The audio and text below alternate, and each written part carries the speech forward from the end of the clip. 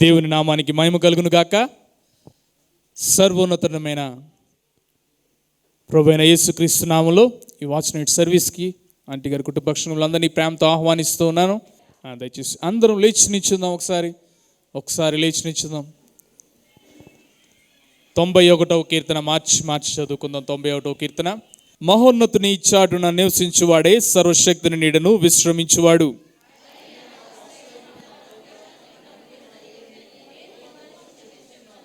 వేటకాని ఊరిలో నుండి ఆయన నిన్ను విడిపించును. నాశనకరమైన తెగులు రాకుండా నిన్ను రక్షించును.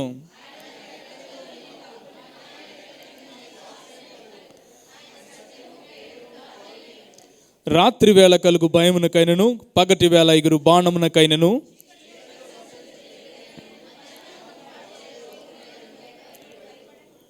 నీ ప్రక్కను 1000 మంది పడినను, నీ కుడి ప్రక్కను 10,000 మంది కూలినను అపాయము నీ యొద్దకు రాదు.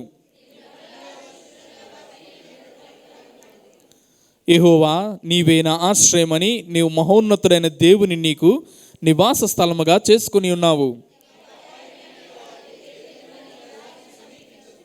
నీ మార్గములన్నిటిలో నిన్ను కాపాడుటకు ఆయన నిన్ను గూర్చి తన దూతలకు ఆజ్ఞాపించును.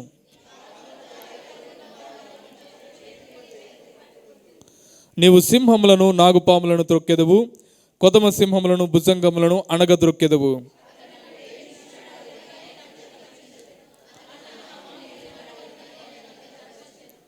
అతడు నాకు మొరపెట్టగా నేను అతనికి ఉత్తరం ఇచ్చేదను. శ్రమలో నేను అతనికి తోడేయుండెదను. అతని విడిపించి అతని గొప్ప చేసేదను. ఆఖరి వచ్చిన అందరం కలిపి చదువుకుందాం. దీర్ఘాయువు చేత అతని తృప్తిపరిచేదను, నా రక్షణ అతనికి చూపించేదను. దేవుడు తన పరిశుద్ధ వాక్యం వెనుకడం దీవించునుగాక. దయచేసి కూర్చుందాం. అందరూ సంతోషంగా ఉన్నారండి? ఒక్కసారి సంతోషంగా ఉన్నాళ్ళు చేయి పైకెత్తి హల్లెలూయా చెప్దాం. దేవుడు గడిచిన కాలమంతా మనల్ని తన కృపలో భద్రపరుచున్నాడు. ఈ సంవత్సర కాలంలో దేవుడు అనేకమైన విషయాలు మనకు నేర్పించుంటాడు. కొన్ని మనం మర్చిపోతాం, కొన్ని గుర్తుపెట్టుకుంటూ ఉంటాం. కొన్ని విషయాలు ఎక్కువగా గుర్తుపెట్టుకునే విషయాలు ఏముంటాయండి? బాగా సంతోషం కలిగినా, బాగా దుఃఖం కలిగినా గుర్తుపెట్టుకుంటాం. దేవుడు అనేకమైన వాగ్దానాలు మనకి బైబిల్ గ్రంథంలో ఇచ్చున్నాడు. ఇచ్చిన వాగ్దానాన్ని మనం దాన్ని స్వతంత్రించుకోవాలి. దాన్ని బట్టి ప్రార్థన చేయాలి. అప్పుడు మాత్రమే మనం ఆ వాగ్దానం యొక్క ప్రతిఫలాన్ని పొందుకోగలుగుతాం. ఒక తల్లి ఒక గ్రామంలో ఉంటుందంట. ఆ తల్లి యొక్క బిడ్డ పట్టణంలో ఉద్యోగం చేస్తున్నాడు. అయితే ఒక దినాన ఆ తల్లికి ఒక చిన్న కవర్లో ఒక పార్సల్ వచ్చింది. ఆ పార్సల్ వస్తే తను ఏం చేసిందంటే, దాన్ని మా కొడుకు తిని పంపించాడు అని చెప్పి జాగ్రత్తగా దాచిపెట్టిందంట. అయితే ఆ తల్లి దగ్గర చాలా కష్టాలు పడుతుంది. కొడుకుని చాలా చక్కగా చదివించింది. సో ఆ తల్లికి మరి ఆర్థికంగా ఇబ్బందులు మొదలయ్యాయి. తను ఒక్కతే ఉంటుంది. తను ఎలా కష్టపడాలో తన పాపం అందరినీ అడుగుతుంది, అన్నీ చేస్తుంది, చాలా కష్టపడుతుంది. చాలా కష్టాలు పడి వాళ్ళని వెళ్ళి పని చేసుకుంటూ తన జీవనాన్ని కొనసాగిస్తుంది. ఉన్న దాంట్లో తింటూ చాలా కష్టపడి ప్రతి నెల తన కొడుకు ఒక ఉత్తరాన్ని పంపిస్తూ ఉన్నాడు తనకి. ఈమె జాగ్రత్తగా ఆ కవర్ని తీసుకుని బీరువలో అక్కడ ఇంట్లో ఒక దగ్గర పెట్టుకుని దాచుకుంటూ ఉంటుంది. ఆమె పనికి వెళ్ళడం మానలేదు. ఎందుకంటే ఆ పని చేస్తేనే కానీ ఆమెకి సరిపోదు అన్నమాట, తినడానికి ఎలాగా అని అనుకుని చాలా కష్టపడుతుంది. ఈ విషయం కొన్ని రోజుల తర్వాత తన కొడుకుకు తెలిసింది. ఇదేంటి, నేను మా అమ్మ కష్టపడకూడదని కదా ప్రతి నెల నేను పంపిస్తూ ఉన్నాను, మరి మా అమ్మ ఇంకా ఎందుకు కష్టపడుతుంది అనుకున్నాను. అయితే తన కొడుకు ఏం చేస్తున్నాడంటే, ప్రతిసారి ఒక చెక్కును పంపిస్తున్నాడు ఆ తల్లికి. ఆ చెక్కులాగా ఉంటే ఎలా వస్తుందండి? ఆ చెక్ బుక్ని పట్టుకెళ్ళి ఏం చేయాలి?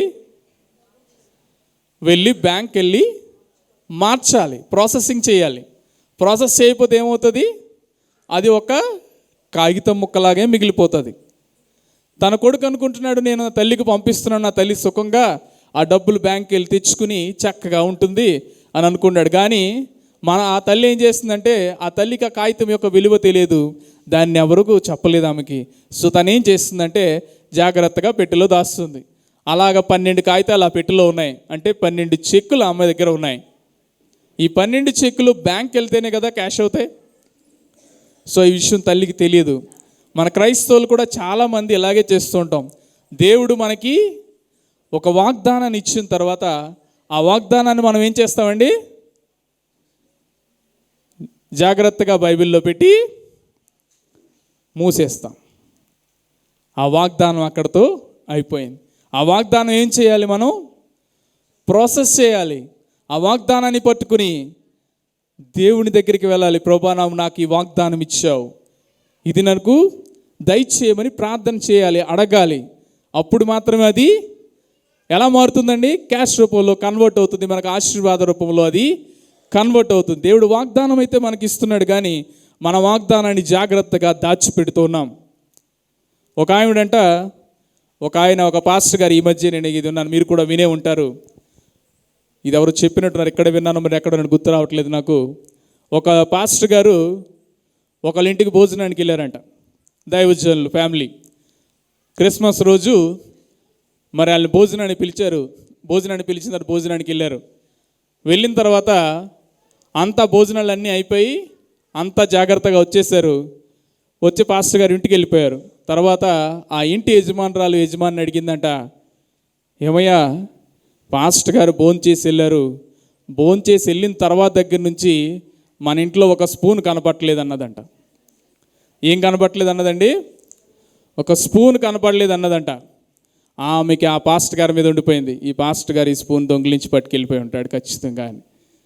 మరి చాలా ఆ స్పూన్ కోసం చాలా ఎతికారు, ఎక్కడ దొరకలేదు.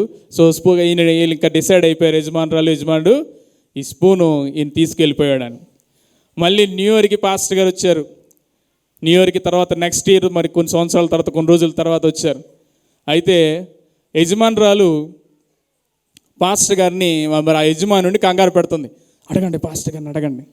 స్త్రీలు చాలా మంచివారండి, చాలా మంచివాళ్ళు కదా, వాళ్ళేం అడగరు. పక్క నుంచి భర్తలను అడుగుతారు, అడగండి మీరు అడగండి, ఆ స్పూన్ ఎక్కడ పోయింది అడగండి అంటుంది. పాపం స్పూన్ ఏం అడుగుతారు, పోన్లే అమ్మ స్పూనే కదండి. అలా కాదు, పాస్టర్ గారి సంగతి మనకి ఈరోజు తెలియాల్సిందే, అడగండి స్పూన్ అడగండి అంటుందంట. స్త్రీలు చాలా మంచి భక్తులు, మంచోళ్ళు కదమ్మా, వాళ్ళకి ఎక్కడా చెడ్డ పేరు రాకూడదు, మధ్యలో ఒక ఆబ్జెక్ట్ని పెడతారు.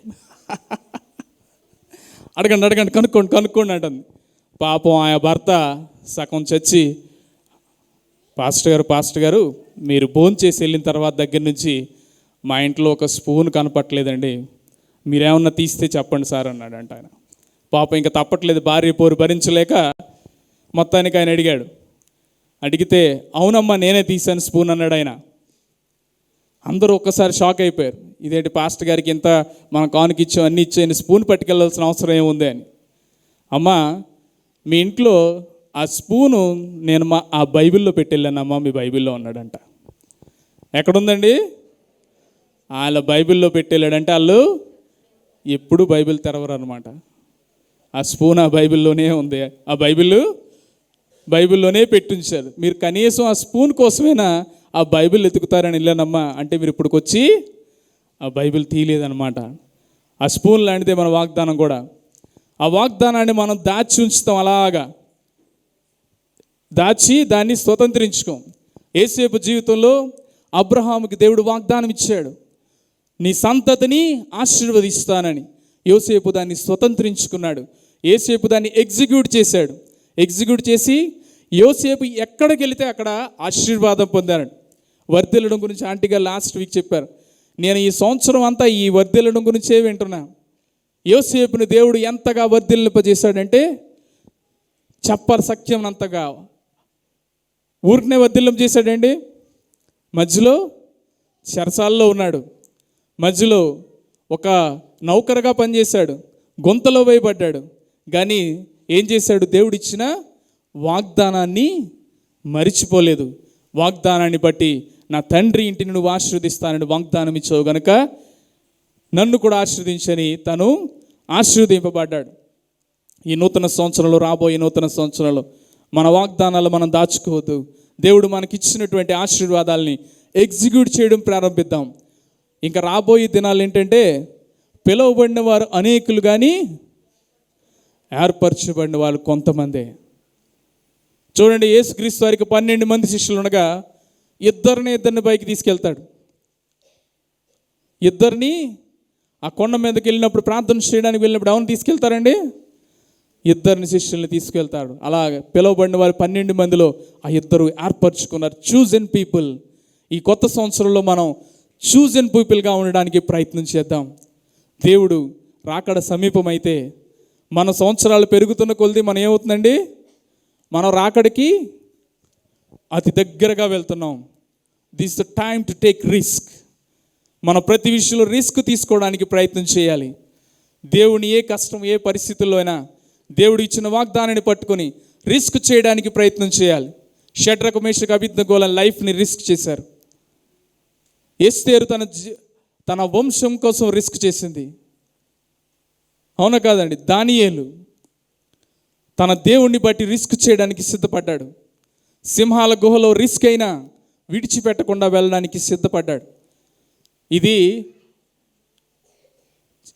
చాటలో వేసి చెరిగే సమయం, మొత్తం దుమ్మంతా పైకి వెళ్ళిపోతుంది. ఇప్పుడు this the time to prepare our cells. మనల్ని సిద్ధపరిచే సమయం ఇది.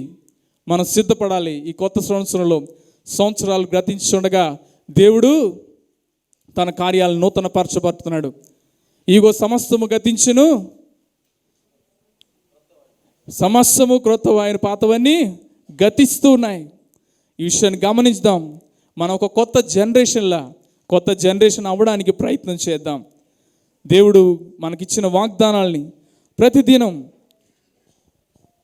ప్రతిదినం మనం దాన్ని స్వతంత్రించుకుని దేవుడి సన్నిధిలో ప్రార్థన చేయడానికి, దేవుని స్వతంత్రించుకొని మనకిచ్చిన వాగ్దానాల్ని, దాన్ని ఒక చెక్ రూపంలో మనకిచ్చినటువంటి వాగ్దానాన్ని బ్యాంక్కి వెళ్ళి దాన్ని మార్చుకుందాం. దేవుడు మనకు ఆశీర్వాదాలు దయచేసినట్టు ఈ 91వ కీర్తనలు చదివినట్లు ఎన్ని ఆశీర్వాదాలు ఇక్కడ ఉన్నాయండి. ఈ 91వ కీర్తన చాలు జీవితానికి, మన జీవితానికి ఈ 91వ కీర్తన చాలు అనిపిస్తుంది నాకు ఒక్కసారి. దేవుడు ప్రతి సమస్యను, ప్రతి పరిస్థితిని, ప్రతి విషయాన్ని, ప్రతి చోట, ఏ పరిస్థితిలో ఉన్నా ఈ వాక్యం నిన్ను నన్ను ఆదరిస్తుంది. ఈ విషయాన్ని జ్ఞాపకం చేసుకుందాం. 2 కొరింథీయులకు రాసిన పత్రిక 5:17 రాయబడి ఉన్నది, ఎవరైనాను క్రీస్తు యందున్నలా వారు నూతన సృష్టిగా చేయబడ్డారు. ఈ నూతన సంవత్సరంలో నూతన సృష్టిగా మనం ప్రపంచానికి ముందు నిలవబడదాం. అది యెషయా గ్రంథం 43:18-19 చెప్పినట్లుగా పాతవన్నీ గతించిపోయేవి, మరొకవి నూతనంగా చేయబడుతున్నాయి. మన జీవితంలో దేవుడు తన ఆశీర్వాదాలు ఉంచేటట్లు ఈ క్రొత్త సంవత్సరంలో దేవుని కొరకు రిస్క్ తీసుకోవడానికి, దేవుడి కొరకు నిలబడడానికి, కరువైన, ఖడ్గమైన, హింస అయినా ఏదైనా నిలవబడడానికి మనం సిద్ధపడి ఉండాలి. ఎందుకంటే రాబోయే దినాలంతా స్మూత్గా ఉండవు. ఇప్పటి నుంచి కేక్ వాక్ అయిపోయింది, ఇప్పటి నుంచి టఫెస్ట్ వాక్ స్టార్ట్ అవబోతుంది. కనుక ప్రతి విషయంలో వ్యతిరేకత ప్రారంభమవుతుంది. దేవుడు కానీ మనల్ని విడిచిపెట్టని దేవుడు, ఏ పరిస్థితి అయినా అగ్నిలో కూడా మనల్ని విడిచిపెట్టని దేవుడు మన తోడై ఉన్నాడు. దేవుడు చిన్న మాటలు దీవించునుగాక. చిన్న ప్రార్థన చేసుకుందాం. ప్రార్థన చేసుకుని మన కార్యక్రమంలో ముందుకు వెళ్దాం. దయచేసి సిస్టర్స్ కొరియోగ్రఫీకి సిద్ధంగా ఉండండమ్మా. అందరూ కళ్ళు మూసుకుందాం. దయచేసి ప్రార్థన చేసుకుందాం. పరిశుద్ధుడా, నీకు వందనాలు తండ్రి. దేవా, నమ్మకమైన దేవుడు నాయనా, నీకు స్తోత్రాలు తండ్రి. నువ్వు మమ్మల్ని విడిచిపెట్టలేని దేవుడు ప్రభా. నాయనా, మేము మరిచిపోలేని దేవుడు తండ్రి, నీకు స్తోత్రాలు. ఇదిగో ప్రభా, ఈ క్రొత్త సంవత్సరంలో ప్రభా, ఏదేమైనా నిన్ను విడిచిపెట్టకుండా మేము బ్రతకగలుటకు నీ కృపను దయచేయండి. ఏ పరిస్థితి అయినా, ఏ స్థితి అయినా, ఎక్కడున్నా, ఎలా ఉన్నా ప్రభా తండ్రి, మీతో ఉండే కృపను మాకు దయచేయండి తండ్రి. నేను పిలవబడిన వారు అనేకులు కానీ ప్రభా, ఏర్పరచబడిన వారు కొంతమంది. ఆ ఏర్పరచబడిన వారిలో మేము ఉండగలుగుటకు నీ కృపను దయచేయండి తండ్రి. దేవా, నువ్వు సహాయం దయచేయమని అడుగుతున్నాం. నువ్వు ఇచ్చిన వాగ్దానాల్లో మేము స్వతంత్రించుకొని ఆ వాగ్దానాలు ఎత్తి పట్టుకుని ప్రార్థన చేసి ప్రభా, నీ సన్నిధిలో నడవగలుగుటకు నీ కృపను దయచేయమని బ్రతిమలాడుకుంటున్నాం. నీ సన్నిధిని తోడే నడిపించండి. జరగబోయే కార్యక్రమం అంతట్లో నువ్వు ఉండండి ప్రభా. నీకు స్తోత్రాలు. నీ కృపను, నీ దయను మాతోడే నడిపించి మహిమ పొందుకోమని యేసు నామమున ప్రార్థించి వేడుకొంచున్నాం తండ్రి. ఆమేన్, ఆమేన్, హల్లెలూయా. సిస్టర్స్ కొరియోగ్రఫీ సిద్ధంగా ఉండడమో దాని ముందుగా ఒక ప్రత్యేకమైన పాట ఆషిక జాయ్ వచ్చిందమ్మా. ఆషిక జాయ్ ఒక ప్రత్యేకమైన పాట పాడిన తర్వాత సిస్టర్స్ కొరియోగ్రఫీకి సిద్ధంగా ఉండాలి. నా దగ్గరికి ఎవరు రారు, అందరూ సాగించుకొనిన పనికి రాని గట్టిని నైనా పరలోకమందు దేవుడేది వచ్చి నన్నెన్నుకొనిన ఆశాలు నీవు సెల్వలోకానికి సృష్టికర్తైన దేవాని దేవుడే నన్ను కోరుకుని నేనే ఒక పశువుల శాలను నా దరికే ఎవరు రారు, అందరూ సాగించుకొనిన పనికి రాని గట్టినైనా కోనీటి సమీపాన ఎక్కాకి దిక్కులేక పలింటిని ఎత్తుతోచని నా స్థితిలో ఆదరించిన నాకు లేనియా నన్ను నీవు చూచినావు నా తండ్రి. ఏమించి నీరుము తీర్చగలను నా తండ్రి.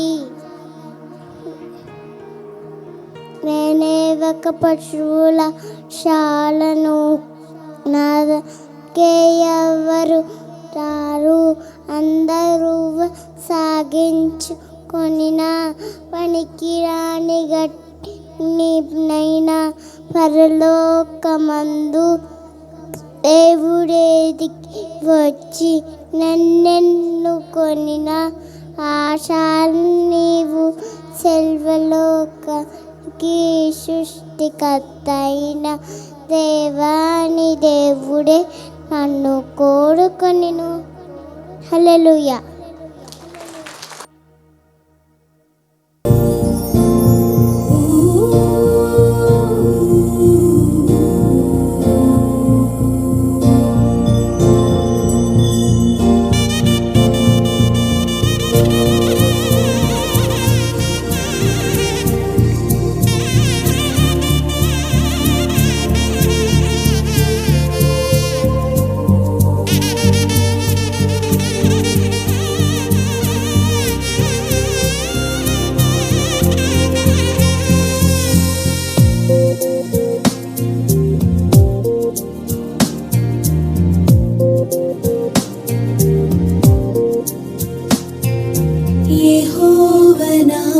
మొరలాలించెను తన మహాదయను నన్ను గణించెను.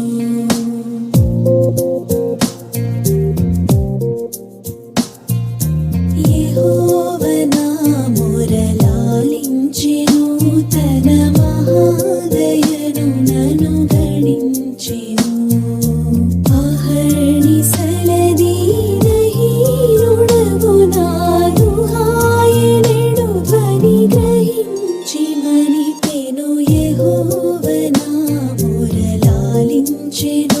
తన మహాదయను నన్ను గణించెను.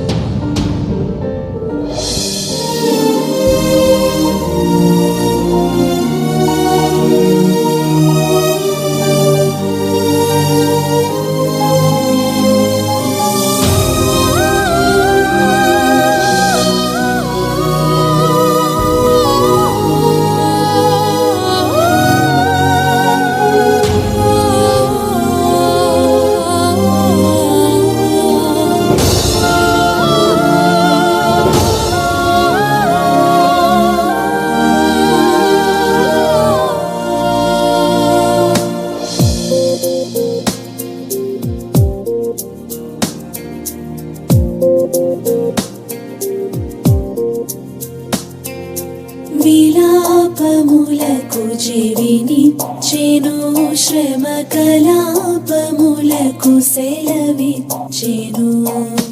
విలాపములకు చెవినిచ్చెను, శ్రమ కలాపములకు సెలవిచ్చెను. శిలా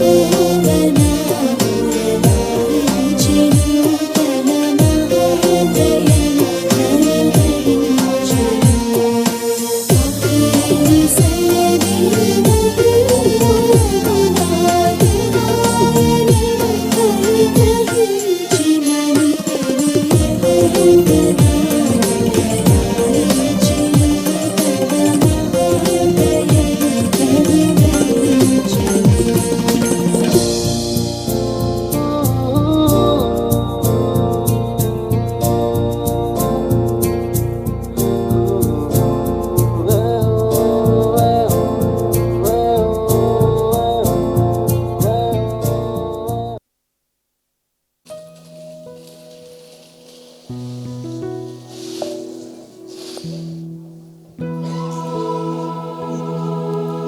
భూమి మీద మరణించిన క్రైస్తవులందరూ నరకానికి వెళ్తారో లేదా పరలోకానికి వెళ్తారో వారి జీవన శైలి బట్టి ఇక్కడ నిర్ణయింపబడతారు.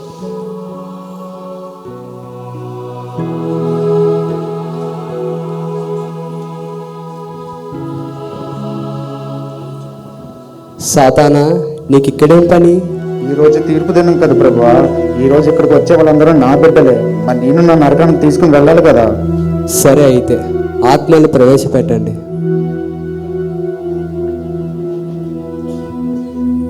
నువ్వు నీతిమంతురాలువేనా? ప్రభువా, నేను నీతిమంతురాల్ని. మీ వాక్యాన్ని బట్టి నేను జీవిస్తున్నా. ఆగాగు, నువ్వు దేని బట్టి జీవించావో ఇక్కడ అందరికీ బాగా తెలుసు. నేను వివరిస్తాను ప్రభా తను దేని బట్టి జీవించిందో. బాప్తిజం తీసుకున్న మొదట్లో దైవదేహం కలిగి పరిశుద్ధంగానే జీవించింది. కానీ రాను రాను ఒక రహస్య జీవితానికి తను అలవాటు పడింది ప్రభువా. నీవిచ్చిన అందాన్ని కాదని చెప్పి ఈ లోకానుసారమైనవి, శరీరానుసారమైనవి, మేకప్లని, ఆభరణాలని వాటికి తను లోబడింది. కనుక తిను నీ పరలోకానికి చెందిందాయి కాదు, తను నా నరకానికి చెందిందాయి. ఈ వాక్యం ఏమి చెప్తుంది? హృదయాలంకారాన్ని మాత్రమే చూస్తానని చెప్పింది. ఇప్పుడు ఏం చేయమంటావు తిన్ని? ప్రభువా, నేను అవన్నీ చేశాను, కానీ అవన్నీ చిన్న పాపాలు. పెద్ద పాపాలతో పోల్చుకుంటే అవన్నీ చిన్న పాపాలు. నేను హృదయాలంకారాన్ని తప్ప బాహ్యాలంకారాన్ని చూడను. పాపం చిన్నదైనా పెద్దదైనా పాపం పాపమే. కనుక నీకు పరలోకంలో చోటు లేదు. నువ్వు నరకానికే పాత్రురాలివి.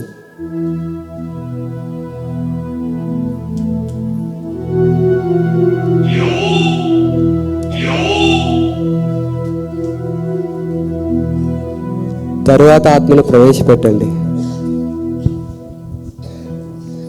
నువ్వు నీతిమంతుడివేనా? అదేంటి ప్రభువా ఈ ప్రశ్న అడుగుతున్నావు? నా మీద నమ్మకం లేదా ప్రభువా? ప్రతి ఆదివారం యూత్ మీటింగ్ కండక్ట్ చేసేది నేనే ప్రభువా. నా సంఘస్థులే ప్రభువా చెప్తారు. అందరితో స్నేహపూర్వకంగా ఉంటాను ప్రభువా. కాదురా, నువ్వు ఎలా ఉంటావు నేను చెప్తాను. వీడి మొహానికి వీడు యూత్ మీటింగ్లు కండక్ట్ చేస్తాడా? యూత్ మీటింగ్ల పేరుతో బయట బలాదూరు తీసుకెళ్తాడు ప్రభా. వీడు కండక్ట్ చేసే యూత్ మీటింగ్ 3 నిమిషాలు, బయట తిరిగేది మాత్రం 3 గంటలు. వీడు ఏంటి అందరితో స్నేహపూర్వకంగా ఉంటాడా? ప్రతి ఒక్కరితో తగాదాలు, శత్రుత్వం ఉంది ప్రభా. సంఘస్థుల్ని, సంఘ కాపులను దూషిస్తాడు. లోపల ఒకలాగా బయట ఒకలాగా నటించే ఊసరవల్లి. మత్తయి 6:15 చూస్తే, మీరు మనుషుల అపరాధం క్షమింపకపోయినాడలా మీ తండ్రి అయిన యెహోవా మీ అపరాధం క్షమింపడన్న వాగ్దానాన్ని బట్టి వీడు అతిక్రమించాడు కాబట్టి వీడు నా నరకానికి చెందినవాడు. ప్రభువా, నా మీద నమ్మకం లేదా ప్రభువా? సంఘస్థుడే ప్రభువా చెప్తారు నా గురించి. నా సేవకుల మీద తిరగబడ్డం అనేది నేను ఎంచతగ్గలేని పాపం. అలాంటి పాపం నువ్వు చేసినందుకు నీకు పరలోకంలో చోటు లేదు. నువ్వు నరకానికే పాత్రుడివి.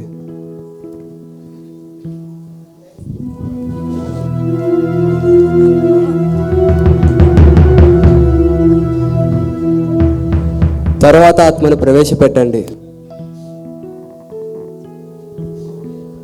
నువ్వు నీతిమంతురాలివేనా? అదేంటి ప్రభువా అలా అడుగుతున్నావు? నేను నీతిమంతురాలనే ప్రభువా. ప్రతి ఆదివారం నీ సన్నిధికి వస్తాను, మొదట కూర్చుంటాను, ప్రతి పని చేస్తాను, నీ కొరకు ప్రతి ఒక్కరికి సువార్త చెప్తాను. నేను కాకపోతే ఇంకెవరు? నేనే నీతిమంతురాలని.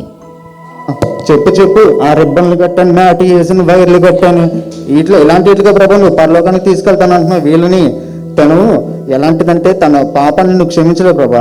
తను భూలోకం ఉన్నప్పుడు తన వస్త్రధారణ చూస్తే నీకు మహిమకరంగా ఉండదు, ఈ లోకానికి, పురుషులకి వాళ్ళకి మహిమకరంగా ఉంటుంది.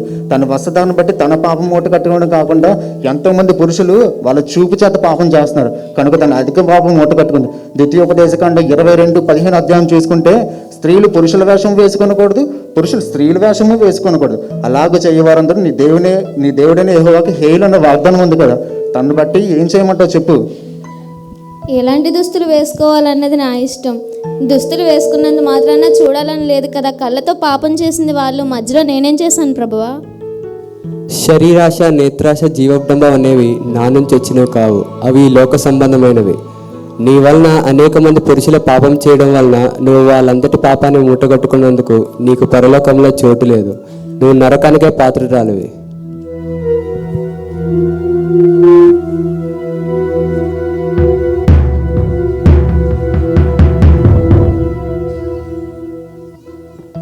తర్వాత ఆత్మను ప్రవేశపెట్టండి. నువ్వు నీతిమంతురాలివేనా? ప్రభువా నన్ను అడుగుతున్నావా నీతిమంతురాలినని? నేను పుట్టుకతోనే క్రైస్తవురాలిని ప్రభా. నీ సన్నిధికి ఏ ఆదివారం నేను రాలేదు చెప్పు. ఆగాగు, నువ్వేం చేసావు నేను చెప్తాను. ప్రభా, తిని పుట్టుకతోనే క్రైస్తవురాలు నీకోసం అంత పెద్ద రిస్కులు చేశాను అంటుంది కదా. తను చేసిన పెద్ద పాపం ఏంటో తెలుసా? నీకు ఏదైతే నచ్చదో అదే పాపం చేసింది. అన్యుల్ని ప్రేమించి వివాహం చేసుకుంది. ప్రభా, నీ పరిశుద్ధ గ్రంథం అంతా చెప్పేది దీని గురించే. అన్యులతో సాంగత్యం చేయకూడదు, నీతికి దుర్నీతితో పాలెక్కడిది, అవిశ్వాసులకు విశ్వాసులతో సంబంధం ఏంటి, ఇలాంటి ఇట్లుగా ప్రభా నువ్వు వాళ్ళని పరలోకానికి తీసుకెళ్తాను అంటున్నావు. ఆనాడు అమ్మోనీలు మోయాబిలతో సాంగత్యం చేసినందుకు రాత్రికి రాత్రి 1,00,000 మందిని చంపినాడు. ఈ అమ్మాయిని ఏం చేయమంటావు? ప్రభువా, నేను అతన్ని ప్రేమించి వివాహం చేసుకున్న మాట నిజమే, కానీ నేను ఎందుకు చేసుకున్నాను? రక్షణ నడిపిద్దామనే కదా. నా బిడ్డలు అన్యులతో సాంగత్యం చేయడం నాకు ఇష్టం లేని పని. అలాంటి పని నువ్వు చేసినందుకు నువ్వు నరకానికే పాత్రురాలివి. నీకు పరలోకంలో చోటు లేదు. నేను వెళ్ళను.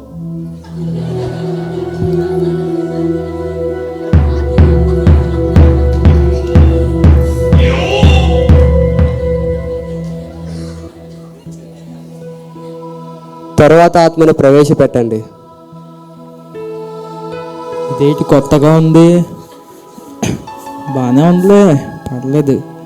ఇంతసేపు గొంతు ఎండిపోతుంది. మంది ఎక్కడ దొరుకుతుంది ఇటో. సరిపోయిందా కొత్తది? చూస్తున్నావు రా, ఇగో సరుకు కూడా తెచ్చా. పద పద రా, నీకోసమే.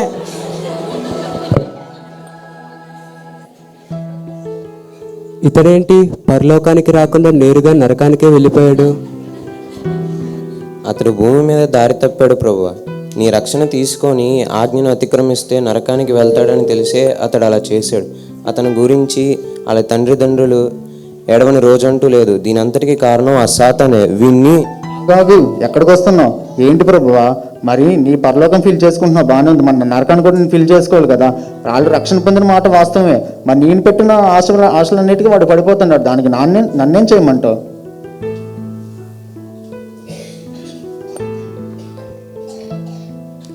తర్వాత ఆత్మను ప్రవేశపెట్టండి.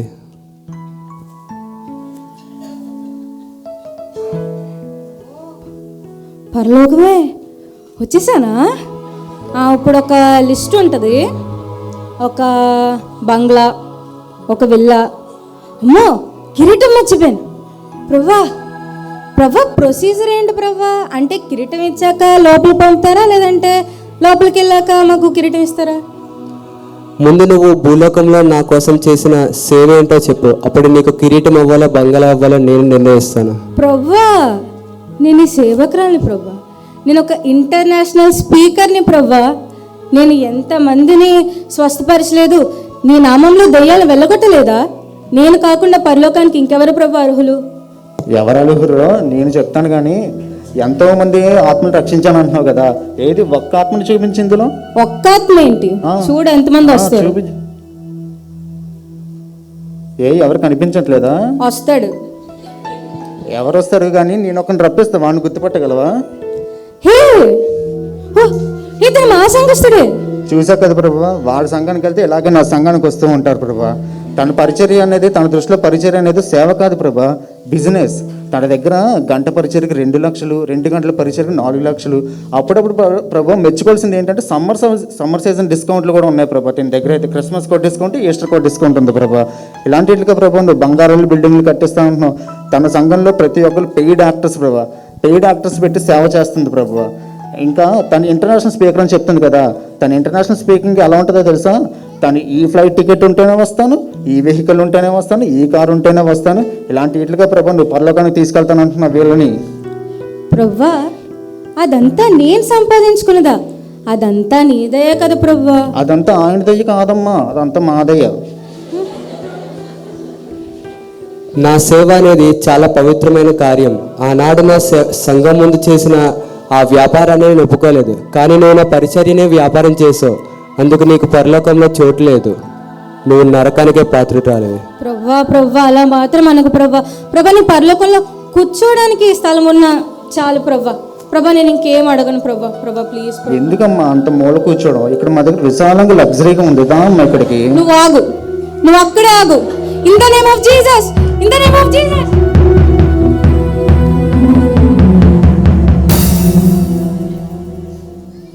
తర్వాత ఆత్మను ప్రవేశపెట్టండి. రే వీడొస్తున్నాడు ఏంట్రా, అరే వీడిని మనం ఎదుర్కొదాం, పరిగెట్టరా, పారిపోదాం. ఇతనేంటి ఇలా అగ్నిజ్వాలతో వెలిగిపోతున్నాడు? సాతానా, ఇతని మీద నువ్వేమైనా సాక్ష్యం పలకగలవా? ఉన్నాయి ప్రభా, అతని పేరు మీద కొన్ని ఉన్నాయి. అరే తీయరా, అర్జెంటుగా వెతకరా. అతని పైన ఏమీ లేవు ప్రభా. అతను మేము భూమి మీద ఉన్నప్పుడు ఎన్నో శోధనలు కష్టాలు పెట్టాం, కానీ అతనైతే మాత్రం ఎన్నడూ నిన్ను దూషించలేదు ప్రభా, ఎప్పుడు నిన్ను విడవలేదు కూడానా. అందుకే ప్రభా ఈ శతాబ్దంలో చూసిన యోబు అయితే మాత్రం ఇతనే. మంచిది నా కుమారుడా, పరలోకం నీలాంటి వారిదే. చూశారు కదా, ఇక నుంచైనా మీరు మంచిగా జీవించి నేను పెట్టిన ఆజ్ఞలన్నీ పరలోకంలో నెరవేర్చడానికి, పరలోకంలో చేరడానికి అర్హత పొందాలంటే నేను పెట్టిన ప్రతి ఆజ్ఞ చేయాలి. ఒకటి చేసి ఒకటి చేయకుండా ఏ ఆజ్ఞ అయినా తప్పారో మీరు కూడా వీళ్ళలాగే నరకానికి పోతారు. ప్రభువా ప్రభువా అని పిలిచిన ప్రతి ఒక్కడు నాతో పాటు పరలోకానికి రాలేడు. నా తండ్రి చిత్తాన్ని నెరవేర్చిన వాడే నా పక్కన కూర్చుంటాడు.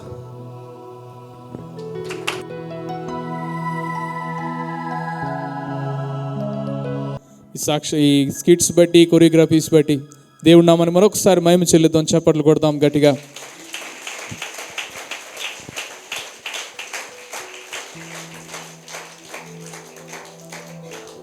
అందరూ లేచి నిలబడినట్లయితే ఆరాధన చేసుకుందాం. ఆరాధన చేసుకుంటూ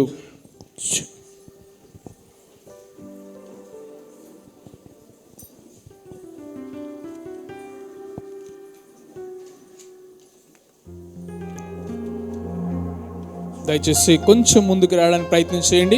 అవకాశం ఉన్న ప్రతి ఒక్కరు కొంచెంగా ముందుకు వచ్చినట్లయితే ఆరాధన చేసుకున్న సిస్టర్ రాణి వచ్చి మళ్ళీ ఆరాధనలు నడిపిస్తారు. దయచేసి ఆరాధన చేస్తున్నప్పుడు అటు ఇటు కదలొద్దు. ఈ సంవత్సరంలో ఆఖరి నిమిషాల్లో మనం ఉన్నాం.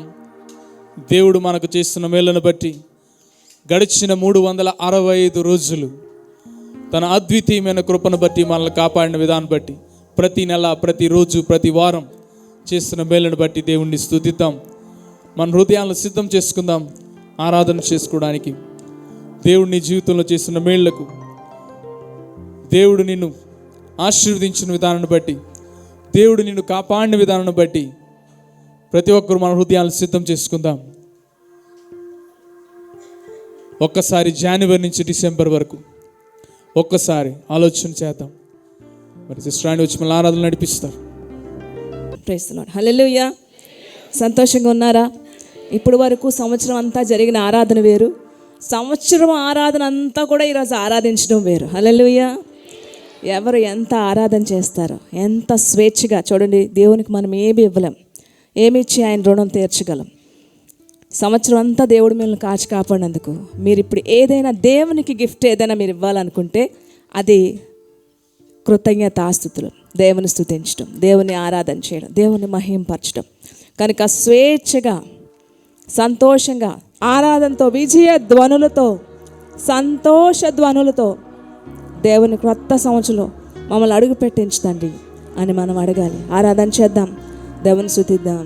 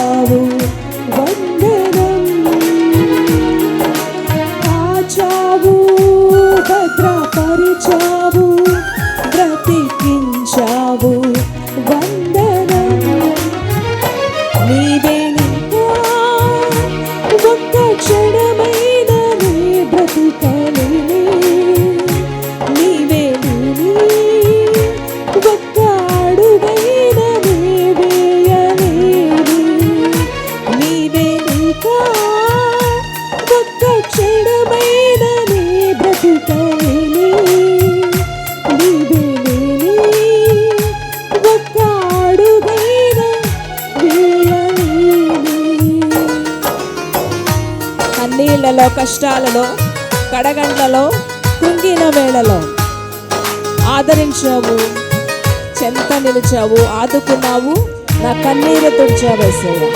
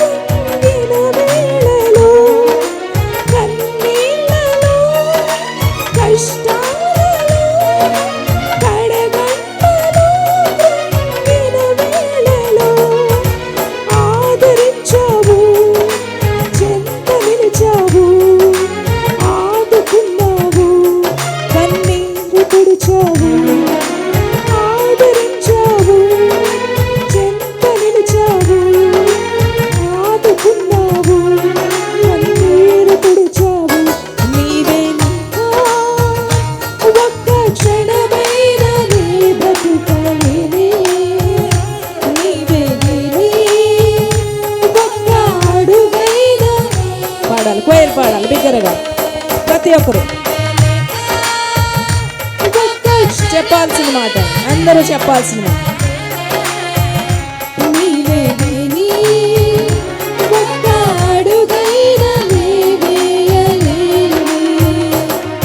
ఆరోగ్యం క్షీణించిన అనేక సార్లు మనిషి ఎప్పుడూ ఆరోగ్యంగా ఉండడు. ఆరోగ్యం క్షీణించినప్పుడు, ఆవేదన ఆవరించినప్పుడు స్వస్థపరిచాడు, శక్తినిచ్చాడు, ఆదుకున్నాడు, ఆరోగ్యాన్ని ఇచ్చాడు. ఆ దేవాదేవుని నిండైన మనసుతో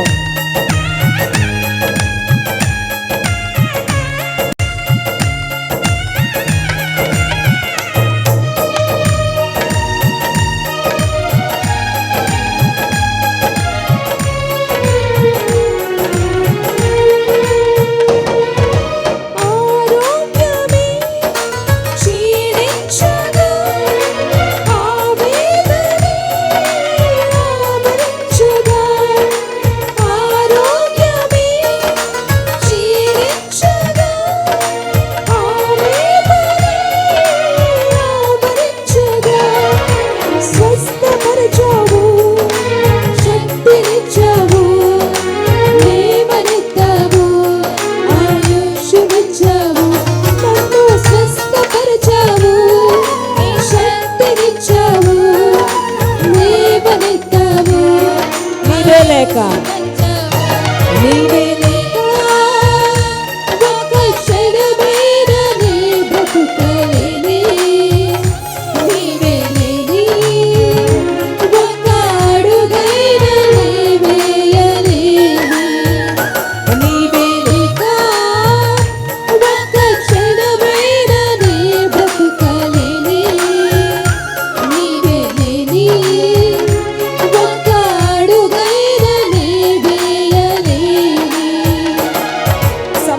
జరుగుచుండగా నీ కార్యము నూతన పరచుతండి. మహాకార్యాలు జరిగించుము మహాభీకురుడా, మహారాజా. స్తుతిద్దాం ప్రతి ఒక్కరు కూడా. కొత్త సంవత్సరంలో ఎంతో మంది అడుగు పెట్టాలన్న వారికి అవకాశం లేదు. కానీ నీ దయ, నీ కృప, నీ జాలి ఉంటే నాకు ఆ కృపనివ్వతండి. కొత్త సంవత్సరం ఆరాధనతో అడుగు పెట్టడం అనేది ఎంతో ఆశీర్వాదం అండి. ఆరాధనతో అంటే దేవుని మహిమపరుస్తూ, ఆయన గనపరుస్తూ కొత్త సంవత్సరం అడుగు పెట్టడం అనేది చాలా గొప్ప విషయం. దేవునికి సంతోషమిచ్చే విషయం, మనకి ఆశీర్వాదం.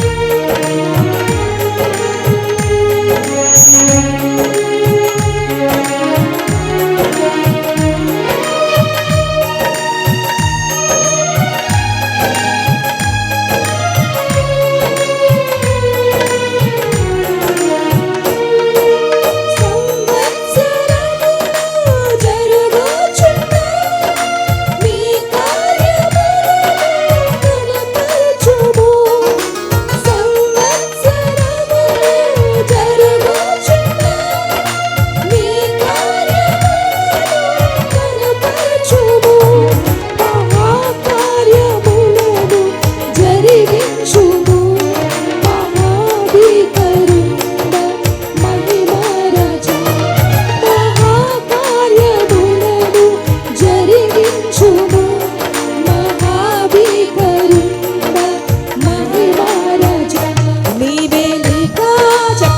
ఒక్కరు ఆఖరిలో ఉన్నవారు దయచేసి ఆరాధనలకు వెళ్దాం.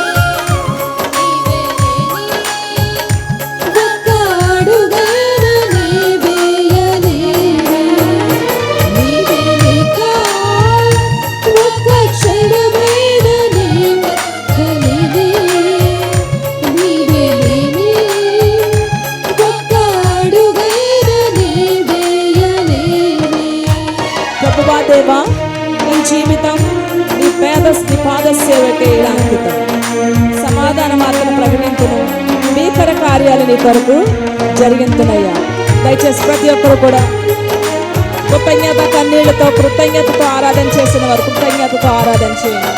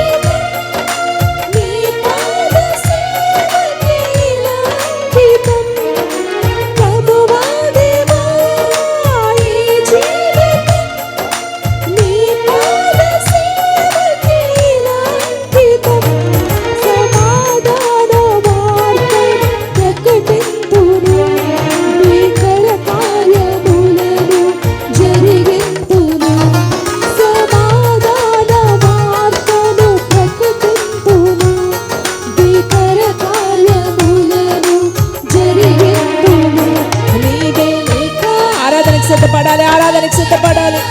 ఆరాధనకి ఆఖరిలో ఉన్నవారు ప్రతి ఒక్కరు కూడా క్రొత్త సంవత్సరంలోకి శక్తివంతమైన ఆరాధనతో ప్రవేశిద్దాం. ఆరాధనకి సిద్ధపడాలి శక్తితో. నీవే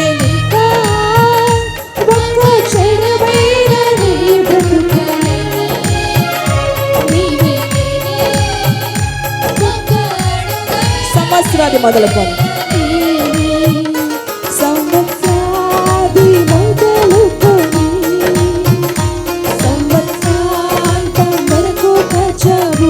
చెప్పాలి ప్రతి ఒక్కరు.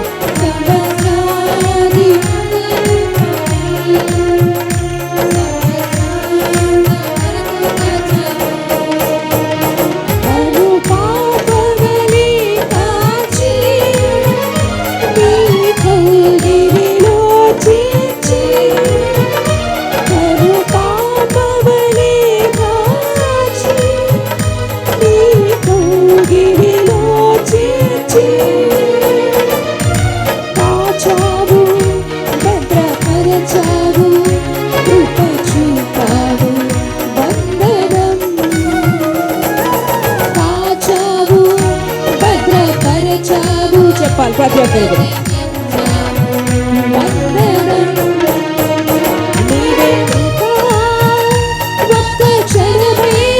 ఈ మాట చెప్పాలండి, ప్రతి ఒక్కరు చెప్పాలి.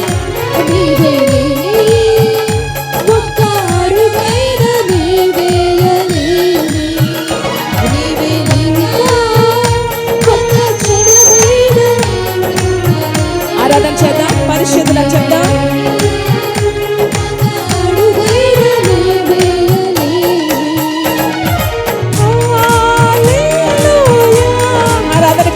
సిద్ధపడాలి సంతోషంగా 5 నిమిషాలు 10 నిమిషాలు పర్లోకపు ఆరాధన. పర్లోకం ఎంత ఆరాధన చేయగలరు శక్తివంతంగా ప్రతి ఒక్కరు.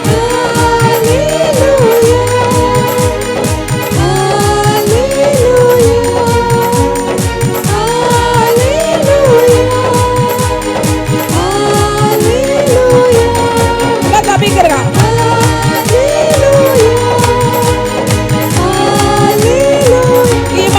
కొత్త సంవత్సరం అడుగు పెడదాం. ఈ మాటతోనే కొత్త సంవత్సరం అడుగు పెడదామండి. ఎవరికి లేని ధన్యత మనకి దేవుడు ఇచ్చాడు. ఈ సమయంలో ఎంతో మంది ఐసీయూలో ఉన్నారు, ఎంతో మంది మరణ పడకల మీద ఉన్నారు. ఈ సమయంలో ఎంతో మందికి కొత్త సంవత్సరం లేదు. ఎంతో మంది అనారోగ్యాలతో ఉన్నారు, ఎంతో మంది వేదనతో కృంగిపోయే జీవితాలతో ఉన్నారు. కానీ నువ్వు నేనైతే నువ్వు నేనైతే జీవం కలిగిన దేవుని ఆరాధన చేయడానికి దేవుడు ఇచ్చిన కృపను బట్టి కొత్త సంవత్సరం ఆరాధనతో వెళ్దాం.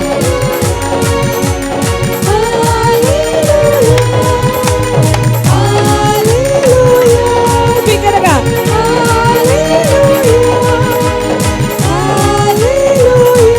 ప్రతి ఒక్కరు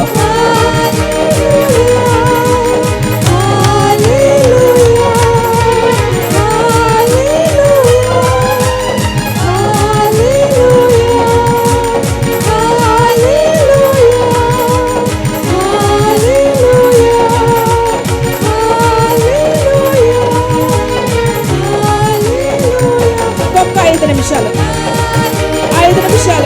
ఆరాధన ఆరాధన ఆరాధన ఆరాధన ఆరాధన శక్తికి మించి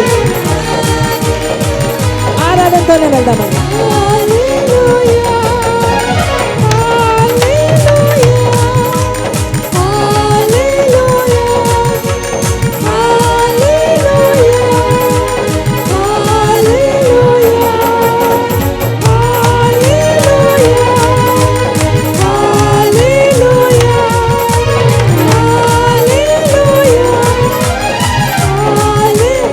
పరిశుద్ధిగా చెప్తామా?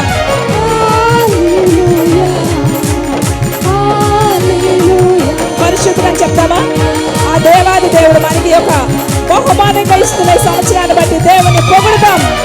పరిశుద్ధుడు పరిశుద్ధుడు పరిశుద్ధుడు పరిశుద్ధుడు పరిశుద్ధుడు పరిశుద్ధుడు పరిశుద్ధుడు. నూతన సంవత్సరం పరిశుద్ధుడు అనే మాటతోనే అడుగు పెట్టాలి.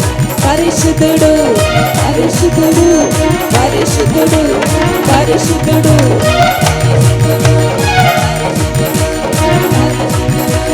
పరిశుద్ధుడు పరిశుద్ధుడు పరిశుద్ధుడు పరిశుద్ధుడు పరిశుద్ధుడు పరిశుద్ధుడు పరిశుద్ధుడు.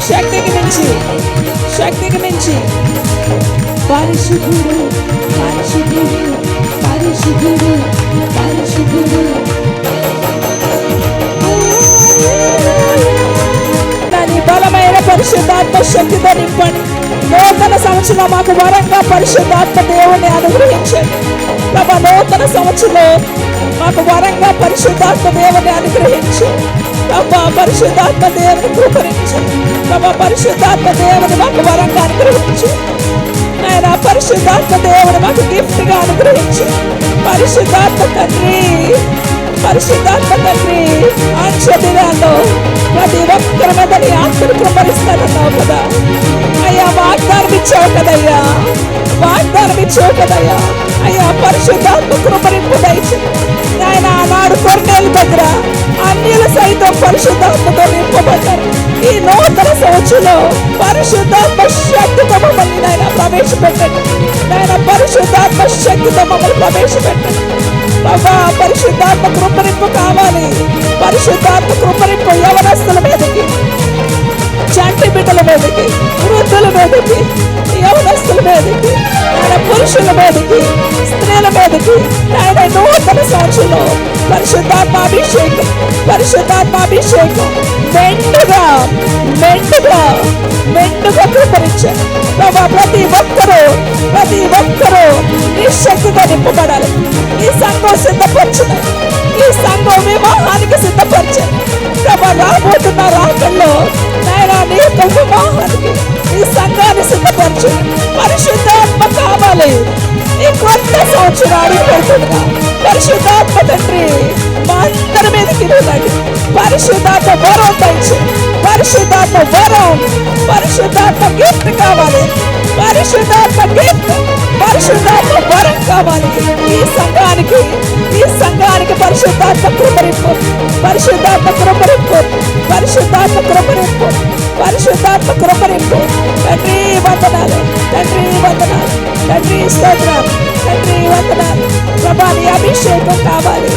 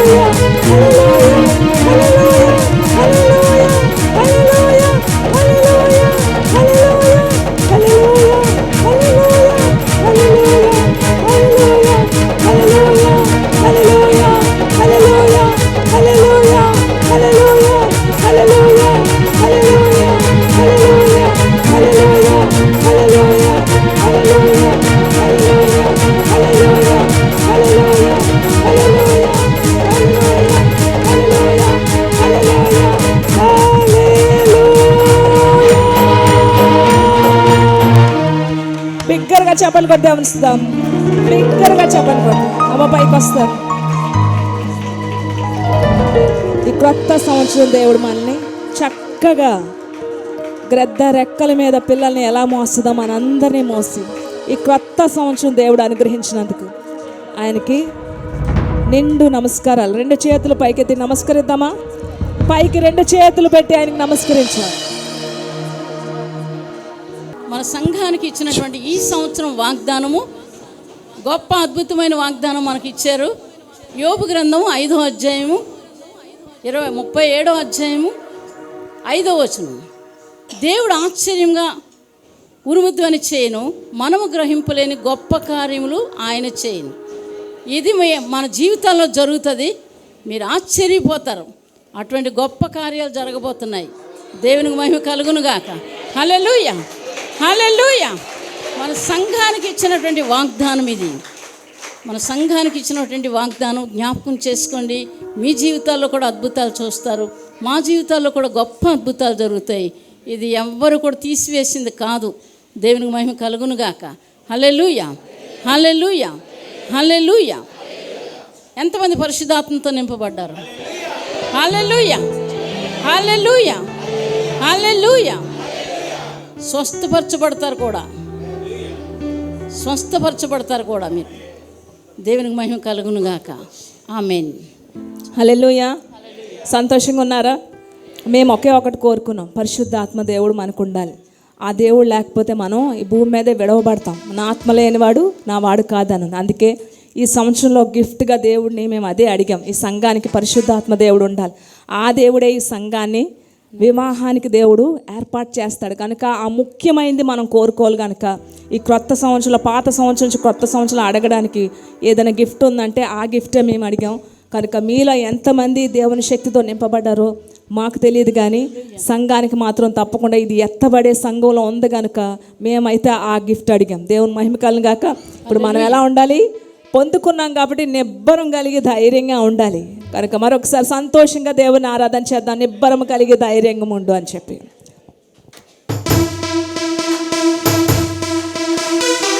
మీరే పాడాలి గట్టి గట్టి చప్పట్లు కొట్టి ఆడదాం.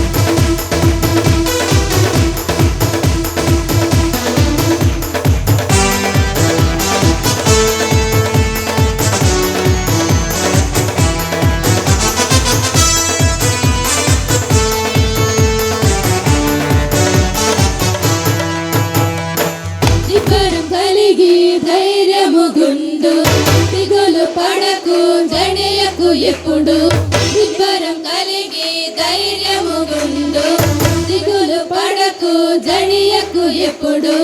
నిన్ను విడువడు, నిన్ను మరువడు, ప్రభువే నీ తోడు. హల్లెలూయా, హల్లెలూయా, హల్లెలూయా, హల్లెలూయా. ఊరక నిలిచి కరుణను చూసి రక్షణ పొందాను. నీ శత్రువులు ఇకపై ఎప్పుడూ కనబడరన్నాడు. హల్లెలూయా, హల్లెలూయా, హల్లెలూయా, హల్లెలూయా. చెప్పండి మరి సంతోషంగా ప్రవేశపెట్టాడు. కొత్త సంవత్సరాన్ని దేవుడు ఇచ్చాడు.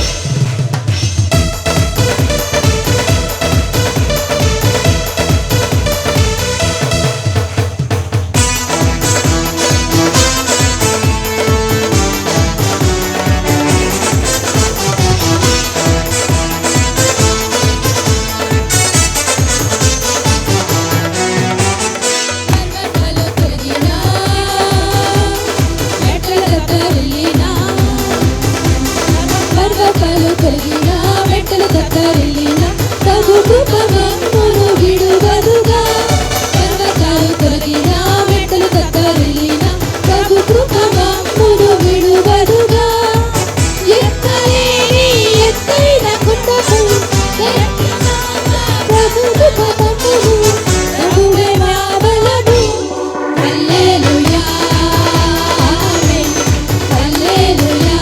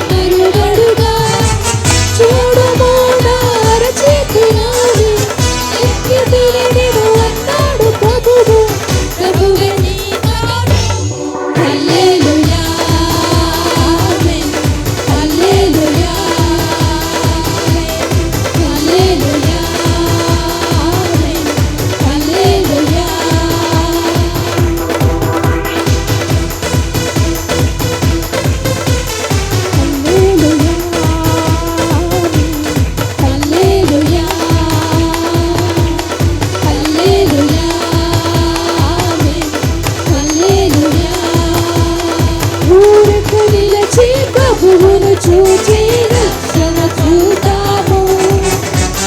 నీ శత్రువులు ఇకపై ఎప్పుడు కనబడరన్నాడు. ఆఖరిగా హల్లెలూయా, ఆమేన్. హల్లెలూయా, హల్లెలూయా, ఆమేన్. హల్లెలూయా. బిగ్గరగా చెప్పలు కూడా దేవుని మహిమపడదాం. హల్లెలూయా, హల్లెలూయా, హల్లెలూయా. హల్లెలూయా. మీ అందరికీ కూడా నూతన సంవత్సర శుభాకాంక్షలు తెలియపరుస్తున్నాం. Wish you happy new year. God bless you. దేవుడి కొత్త సంవత్సరంలో దేవుడు మనల్ని ప్రవేశపెట్టినందుకు ఏ బాధ లేకుండా, ఏ అనారోగ్యాలు లేకుండా ఈ సమయంలో ఎంతోమంది మంచాల మీద ఉన్నారు, ఎంతోమంది వెంటిలేటర్స్ మీద, ఐసీయూలోని చావు బ్రతుకుల మధ్యలో ఉన్నారు. దేవుడు మనకైతే కొత్త సంవత్సరాన్ని ఆయన ఆలయంలో దేవుడు మనకి ఇచ్చినందుకు మరొకసారి గట్టిగా చెప్పండి కూడా దేవుడు మహిమపడతాం. సమస్త మహిమ ఘనత ఆయనకే చెల్లునుగాక. అమ్మ ప్రార్థన చేస్తారు మీ అందరి కోసం కూడా. ఒక్కసారి చేతులు పైకెత్తితే మీ అందరి కోసం కూడా మరి దైవ సేవకురాలు మీ అందరి కోసం ప్రార్థన చేస్తారు. చేతులు రెండు పైకెత్తి ఆయన వైపు మనం చూద్దాం, ప్రార్థన చేస్తారు. మహాపరిశుద్ధుడైన తండ్రి, ప్రేమాస్వరూపుడా, నీ పాదాలకు వందనాలు నాయన. మీ ప్రత్యక్షతల కొరకు వందనాలు, మీ వాక్యం కొరకు వందనాలు నాయన. తండ్రి, మమ్మల్ని ఈ స్థలంలో నిలబెట్టినందుకు వందనాలు. మా ప్రభు, మా కష్టాలు, నష్టాల్లో, ఇబ్బందుల్లో నాయన, అవమానాలు అన్నిట్లో కూడా ప్రభు సంవత్సరం చివరి దాకా తీసుకొచ్చినందుకు వందనాలు. కృతజ్ఞతాస్తుతులు చెల్లిస్తున్నాము. రాబోయే సంవత్సరంలో ప్రభు ఎటువంటి కష్టమైనా నిలబడ్డానికి శక్తిని మాకు దయచేయండి దేవా. నిలబడ్డానికి శక్తిని దయచేయండి దేవా. నీ రాజ్యంలో ఉండడానికి కృప దయచేయండి. పరిశుద్ధాత్మ శక్తి కావాలి దయచేయండి. పరిశుద్ధాత్మ శక్తి ప్రతి బిడ్డలో ప్రవేశించేలా సహాయం చేయండి. మీరు దినం చేసిన మేలుకు వందనాలు చెల్లిస్తున్నాం. జీవాధిపతి నీకు వందనాలు. పెద్దవారు, యవనస్తులు, చిన్న బిడ్డలందరినీ కాపాడండి, భద్రపరచండి దేవా. నాయన, క్రొత్త సంవత్సరంలో మమ్మల్ని అడుగు పెట్టించినందుకు వందనాలు దేవా. నాయన, నీ కృతజ్ఞతాస్తుతులు చెల్లిస్తున్నాం నాయన. మీ పాదాలు పట్టుకునే భాగ్యం మాకు అందరికీ దయచేయండి దేవా. బిడ్డలందరినీ దీవించి ఆశీర్వదించి నీ కృపలతో బలపరచండి. శత్రువుని వారి జీవితాల్లోంచి తొలగించండి. మా జీవితాల్లోంచి, సంఘంలోంచి తొలగించండి. గొప్ప విడుదల మాకు దయచేయండి దేవా. నీకు వందనాలు దేవా. యాత్రా జీవితాన్ని సాగించడానికి కృప దయచేయండి. యేసుక్రీస్తు నామమును అడిగి వేడుకొని ప్రార్థిస్తున్నాం తండ్రి. ఆమేన్. హల్లెలూయా, హల్లెలూయా, హల్లెలూయా, హల్లెలూయా, హల్లెలూయా. ఆమేన్. క్రొత్త సంవత్సర శుభాకాంక్షలు మీ అందరికీ. దేవుడు మిమ్మల్ని అందరినీ దీవించును గాక. ఆమేన్.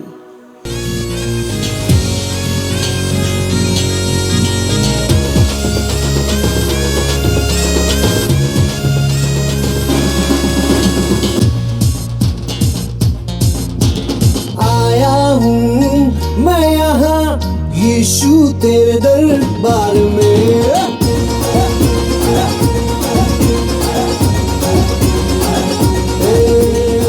आया हूँ मैं यहाँ यीशु तेरे दरबार में। आया हूँ मैं यहाँ यीशु तेरे दरबार में। दरबार में हो तेरी स्तुति, दरबार में हो आराधना, दरबार में हो तेरी स्तुति, दरबार में हो आराधना। आया हूँ मैं यहाँ, मैं आशिक तेरा यीशु, मैं आशिक तेरा, मैं आशिक तेरा यीशु, मैं आशिक तेरा।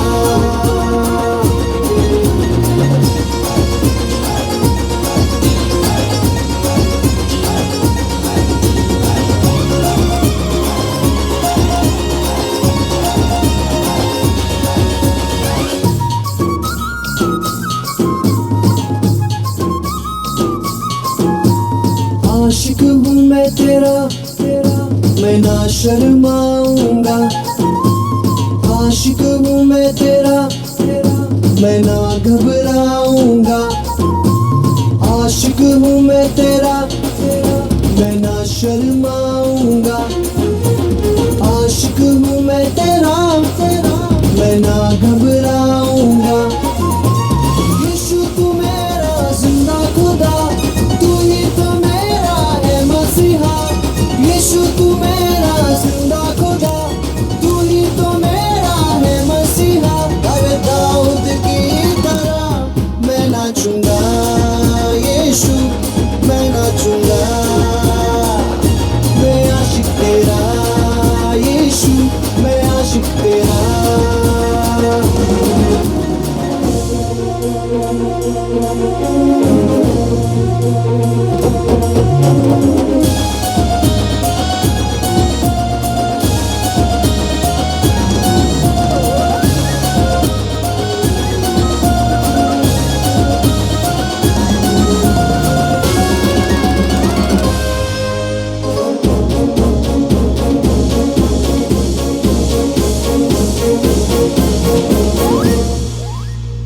आज तो मैं यीशु कुछ ऐसा गाऊंगा, आज तो मैं यीशु कुछ ऐसा नाचूंगा, आज तो मैं यीशु कुछ ऐसा गाऊंगा, आज तो मैं यीशु कुछ ऐसा नाचूंगा। शांति का राजा तू बादशाह, मौत को तूने मारा दिया। शांति का राजा तू बादशाह, मौत को तूने मारा दिया। तू जो जिंदा है मैं झूमूंगा यीशु, मैं झूमूंगा, मैं झूमूंगा यीशु, मैं झूमूंगा। आया हूँ मैं यहाँ यीशु तेरे दरबार में, आया हूँ मैं यहाँ यीशु तेरे दरबार में। दरबार में हो तेरी स्तुति, दरबार में हो आराधना, दरबार में हो तेरी स्तुति, दरबार में हो आराधना। आया हूँ मैं यहाँ।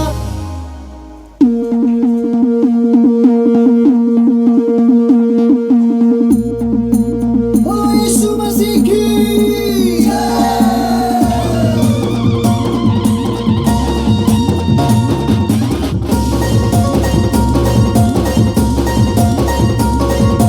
दरबार में हो, दरबार में हो, दरबार में हो तेरी स्तुति, दरबार में हो आराधना, दरबार में हो तेरी स्तुति, दरबार में हो आराधना।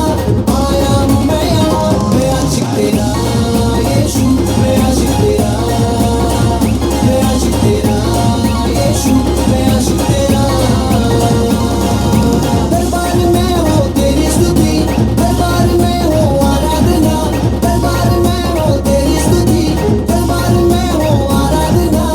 आया हूँ मैं यहाँ, मैं आशिक तेरा यीशु, मैं आशिक तेरा, मैं आशिक तेरा यीशु, मैं आशिक तेरा, मैं आशिक तेरा यीशु, मैं आशिक तेरा, मैं आशिक तेरा यीशु, मैं आशिक तेरा।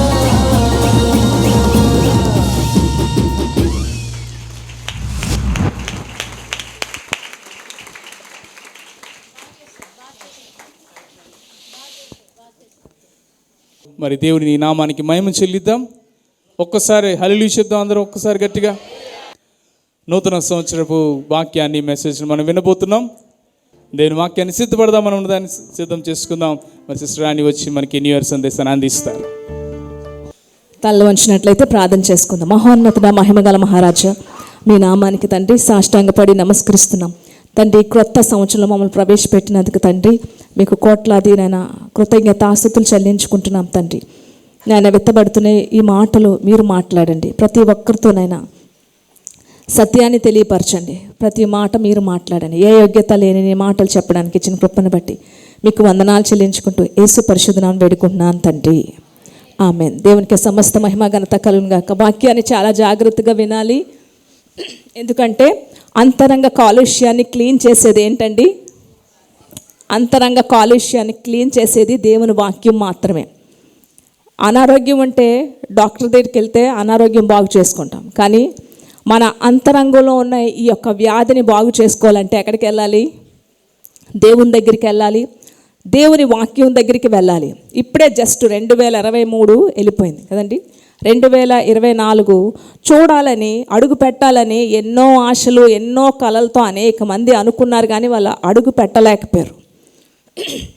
కానీ ఈ 2024 తల్లి గర్భంలోంచే ఒక మహానుభావుడు మనల్ని ప్రేమించి మనల్ని ఈ 2024లో మనల్ని కాపాడుతూ ఈ 2024లో దేవుడు మనల్ని ప్రవేశపెట్టాడు. హల్లెలూయా.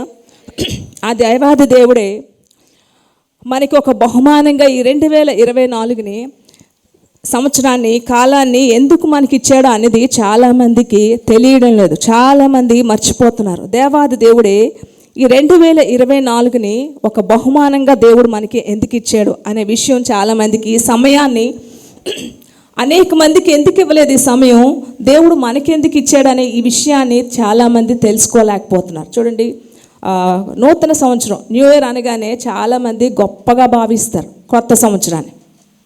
ఇంకొంతమంది అయితే ఏం చేస్తారండి, లోకస్తులు అయితే 12 వరకు కూడా ఎదురు చూస్తారు. ఇంటి ముందు ముగ్గులేస్తారు. ఈరోజు మా ఇంటి ముందు అంతా కూడా, చర్చ్ ముందు అంతా చాలామంది ముగ్గులేస్తారు. 12 వరకు కూడా ముగ్గులేసుకొని 12 వరకు ఎదురు చూస్తారు. ఇంకొంతమంది అయితే ఏం చేస్తారండి, ఇంకొంతమంది బైక్స్ మీద వెళ్తూ గట్టిగా అరుస్తూ కేకలు వేస్తూ హ్యాపీ న్యూ ఇయర్ అని చెప్తూ బీచ్ల్లోని పార్కుల్లోని కేక్ కట్ చేస్తూ అలాగే ఎంజాయ్ చేస్తారు. మరికొందరు అయితే ఏం చేస్తారంటే 12 వరకు బాగా తిని బాగా తాగి ఆ మత్తులో తూగుతూ ఆ విధంగా జీవితాన్ని మరికొందరు ఎంజాయ్ చేస్తారు. మరికొందరు ఏం చేస్తారంటే 12 గంటలు అవగానే కన్నీటితో ప్రార్థన చేసి, ప్రార్థనలో ఏదైతే దేవునికి వాగ్దానం చేస్తారో అది మరుక్షణమే మర్చిపోయి సంవత్సరం అంతా కూడా ఈ లోకంలో ఇష్టానుసారంగా జీవించి ఆ విధంగా కొంతమంది ఎంజాయ్ చేస్తారు లైఫ్ని. గుర్తుపెట్టుకోండి, కరెక్ట్గా 12 అవగానే దేవునికి ఒక వాగ్దానం చేస్తారు. ఏ వాగ్దానం అయితే చేస్తారో అది నెక్స్ట్ డేనే మర్చిపోతారు. మర్చిపోయి సంవత్సరం అంతా కూడా లోకస్తుల్లాగా ఇష్టం వచ్చినట్టు జీవిస్తారు. అలాంటి వారు మరికొంతమంది మన మధ్యలోనే ఉన్నారు. లేదంటారా? ఉన్నారా లేదా? ఈరోజే గుర్తుంటుంది ఈ వాగ్దానం, కానీ నెక్స్ట్ డేనే ఈ వాగ్దానం మనం మర్చిపోతాం.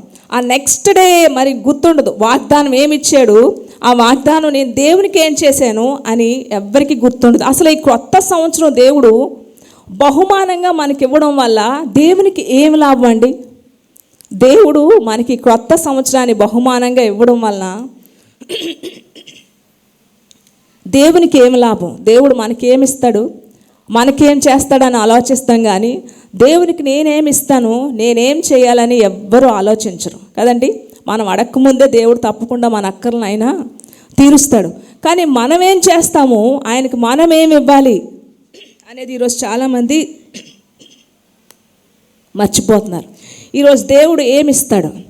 ఒక ఇల్లు ఇస్తే బాగున్ను, కోట్ల రూపాయల ఆస్తులు ఇస్తే బాగున్ను, పొలాలు ఇస్తే బాగున్ను, ఒక జాబ్ ఇస్తే బాగున్ను, ఇంకా ఒక భార్యని ఇస్తే బాగున్ను అనుకుంటారు. కానీ దేవునికి నేనేమి ఇవ్వాలి, ఆయనకి కావాల్సినవేంటి, ఆయన నా కోసం ఏం చేశాడు, నేను ఆయనకి ఇవ్వాల్సినవేంటి, ఆయన్ని ఏ విధంగా నేను వెంబడించాలనేది ఈరోజు అనేక మంది మర్చిపోతున్నారు. కనుకనే దేవునికి కావాల్సినవేంటి, ఆయనకి అక్కరగా ఉన్నవేటి అనేవి ఈరోజు అనేక మంది మర్చిపోతున్నారు. కనుకనే పగళ్ళు రోజులు నెలలు సాయంత్రాలు సంవత్సరాలు అలా గడిచిపోతూనే ఉన్నాయి.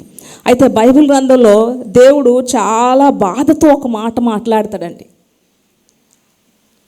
చాలా బాధతో మాట్లాడే ఒక మాట అయితే ఒకసారి చూద్దాం. కీర్తన గ్రంథం 4వ అధ్యాయం 2వ వచనం చూద్దాం. దేవుడు నిజంగా బాధతోనే మాట్లాడతాడు. ఈ మాట చూద్దాం. కీర్తన గ్రంథం 4వ అధ్యాయం 2వ వచనం. నరులారా, ఎంతకాలము నా గౌరవమును అవమానముగా మార్చెదరు, ఎంతకాలము వ్యర్థమైన దానిని ప్రేమించెదరు, ఎంతకాలము అబద్ధమైన వాటిని వెతకెదరు. యెహోవా తన భక్తులను తనకు ఏర్పరచుకొనుచున్నాడని తెలుసుకొనిడి. చాలు. ఇక్కడ చూసారా, ఎంతకాలం అంటే ఇక్కడ సమయాన్ని సూచిస్తున్నాడు దేవుడు.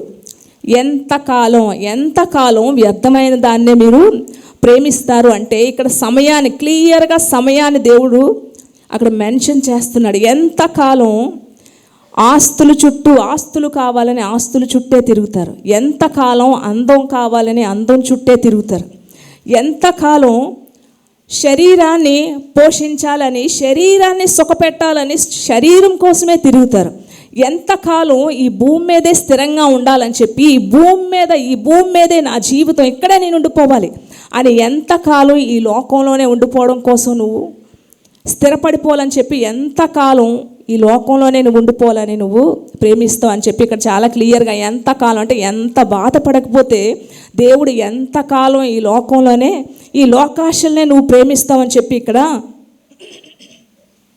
దేవుడు ఇక్కడ ఎంతో క్లియర్గా చెప్పడం జరుగుతుంది. ఒక మనిషి దినాలు లెక్కలు, దేవుడు సమయాన్ని ఒక మనిషికి ఎందుకు ఇస్తున్నాడు అనేది ఈరోజు మనిషి ఆలోచించలేకపోతున్నాడండి. దేవుడు ఎంత బాధపడకపోతే ఈ మాటను మనకు తెలియపరుస్తాడు. ఇప్పుడు అందరూ కూడా వాగ్దానాలు తీసుకుంటారు కదండి, వాగ్దానాలు అందరూ తీసుకుంటారు. అయితే బైబిల్లో వందల వాగ్దానాలు ఉన్నాయి, అలాగే శాపాలు కూడా ఉన్నాయి. వాగ్దానాలైనా శాపాలైనా ఎవరి కోసమండి చెప్పండి? బైబిల్లోని కొన్ని వందల వాగ్దానాలు ఉన్నాయి. ఈ వందల వాగ్దానాలైనా శాపాలైనా ఎవరి కోసం? మన కోసమే. అయితే మన ప్రవర్తన బట్టి వాగ్దానమైన శాపమైన ఆశీర్వాదమైన ఆధారపడి ఉంటుంది. మనం బ్రతికే జీవితాన్ని బట్టి మనకు ఆశీర్వాదమా శాపమా అనేది ఆధారపడి ఉంటుంది. అయితే అనాదిలోనే దేవుడట ప్రతి మానవాళి కోసం కూడా, ప్రతి ఒక్కరి కోసం కూడా ఒక వాగ్దానాన్ని దేవుడు సిద్ధపరిచాడు. జ్ఞాపకం ఉంచుకోండి, అనాది కాలంలోనే, ఇప్పుడైతే మనం చాలా వాగ్దానాలు తీసుకుంటాం, కానీ అనాది కాలంలోనే దేవుడట ప్రతి ఒక్కరి కోసం కూడా ఒక వాగ్దానాన్ని దేవుడు ఉంచాడు. ఆ వాగ్దానాన్ని స్వతంత్రించుకోవడం కోసమే దేవుడు మనకి సమయాన్ని, ఆయుష్ని ఇచ్చాడనేది మాత్రం చాలామంది మర్చిపోతున్నారు. ఏంటో ఆ వాగ్దానం చూసుకుందాం. ఇప్పుడు మనం తీసుకునే వాగ్దానాలు కాదు, యావత్ ప్రపంచం కూడా దాన్ని స్వతంత్రించుకోవడానికి ఇప్పుడు ఈ సమయాన్ని దేవుడు మనకి ఇచ్చాడు. ఏంటా వాగ్దానం? ప్రతి ఒక్కరూ కూడా దీన్ని స్వతంత్రించుకోవాలి. అది అనాది కాలంలోనే దేవుడు మనకి ప్రామిస్ చేసిన వాగ్దానం. చూద్దాం ఒకసారి. 1 యోహాను 2వ అధ్యాయం 25వ వచనం. దేవుడు మనకి సమయాన్ని, ఆయుష్ని, ఈ వాగ్దానం స్వతంత్రించుకోవడం, నిత్య జీవము అనుగ్రహించుననిది ఆయన తానే మనకు చేసిన వాగ్దానము.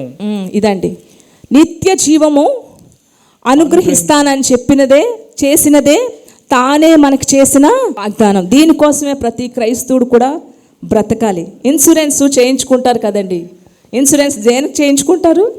భర్త చనిపోతే ఆ ప్రాపర్టీ, ఆస్తి, ఆ భర్త తాలూకా ఉద్యోగానికి సంబంధించినవి ఏవైనా సరే రావాల్సినవన్నీ కూడా ఎవరి పేరున వెళ్ళడం కోసం? భర్త చనిపోతే భార్యకి వెళ్ళడం కోసం, లేకపోతే పిల్లలకి వెళ్ళడం కోసం. కానీ ఇక్కడ దేవుడైతే ఇన్సూరెన్స్ కాదండి, నిత్య జీవం ఇస్తాను అంటున్నాడు. నిత్యము జీవించే ఆ జీవితాన్ని, యుగయుగాలు నాతో ఉండే జీవితాన్ని నేను మీకు ఇస్తాను అని చెప్తున్నాడు. అక్కడ కన్నీళ్ళు ఉండవు, కష్టాలు ఉండవు. కానీ చూడండి, ఎవరికైనా ఈ వాగ్దానం వస్తుందా? నిత్య జీవం కోసం వాగ్దానం ఎవరికైనా వస్తుందా? ఈరోజు వాగ్దానాలు కూడా ఎవరు కూడా అవి రాయడం లేదు. నిత్య జీవానికి సంబంధించిన వాగ్దానం ఎవరికైనా వస్తుందా? ఏమైనా వస్తుంది? నీ రాకపోకలు యందు నిన్ను కాపాడుతాడు. ఎంతకాలం కాపాడాలి? ఎంతకాలం కాపాడుతాడు? ప్రతి మనిషికి కూడా ఒక లిమిట్ అని ఉంటుందండి. ఎంతకాలం దేవుడు కాపాడాడు, ఎంతకాలం కాపాడాలి? కొంతకాలమే దేవుడు కాపాడుతాడు. తర్వాత పుట్టిన మనిషి, ప్రతి మనిషికి కూడా ఈ భూమిని వదిలి వెళ్ళిపోవాల్సిందే. ఇంక జీవితాంతం దేవుడు కాపాడుతూ ఉండడు. కొంత లిమిట్ అనేది ఉంటుంది మనిషిని కాపాడడానికి కొంత సమయమే ఉంటుంది. ఆ సమయం వరకే దేవుడు కాపాడుతాడు. తర్వాత పుట్టిన ప్రతి మనిషి కూడా ఈ భూమిని వదిలేసి వెళ్ళిపోవాలి. అందుకోసం నిత్య జీవం, నిత్యత్వాన్ని వెతుక్కోవాలి. ప్రతి ఒక్కరూ కూడా నిత్య జీవాని కోసం ఆరాటపడాలి. ఈరోజు ఆస్తి మన చేతిలో ఉంటుంది, రేపు ఇంకెవరి చేతిలో ఉంటుంది కదండి, అవునా కాదా? నిత్యం మన చేతిలోనే ఉంటుందా? ఈరోజు అందం మన దగ్గర ఉంటుంది, ఇంకొద్ది రోజులు పోతే మన అందం మన దగ్గర ఉండకపోవచ్చు.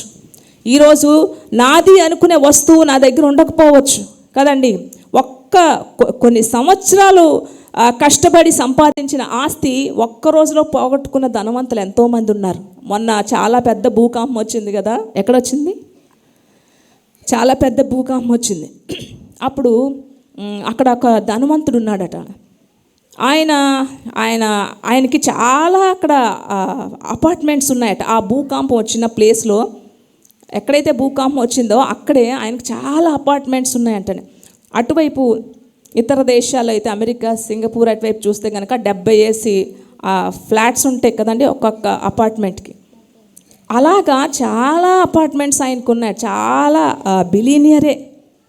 మొన్న భూకంపం వచ్చినప్పుడు కూలిపోయినవన్నీ ఆయనవే. అందులో ఆల్మోస్ట్ అన్నీ కూలిపోయండి. రెంట్స్, ఆయనకు వచ్చిన రెంట్సే ఆయనకి కోట్ల రూపాయలు వస్తుందట. ఆయన ఆస్తి మొత్తం నేలమట్టం, ఆ బిల్డింగుల రూపంలో నేలమట్టం అయిపోయిందండి మొత్తం అంతా కూడా. ఆఖరికి చాలామంది చనిపోయారు కదా.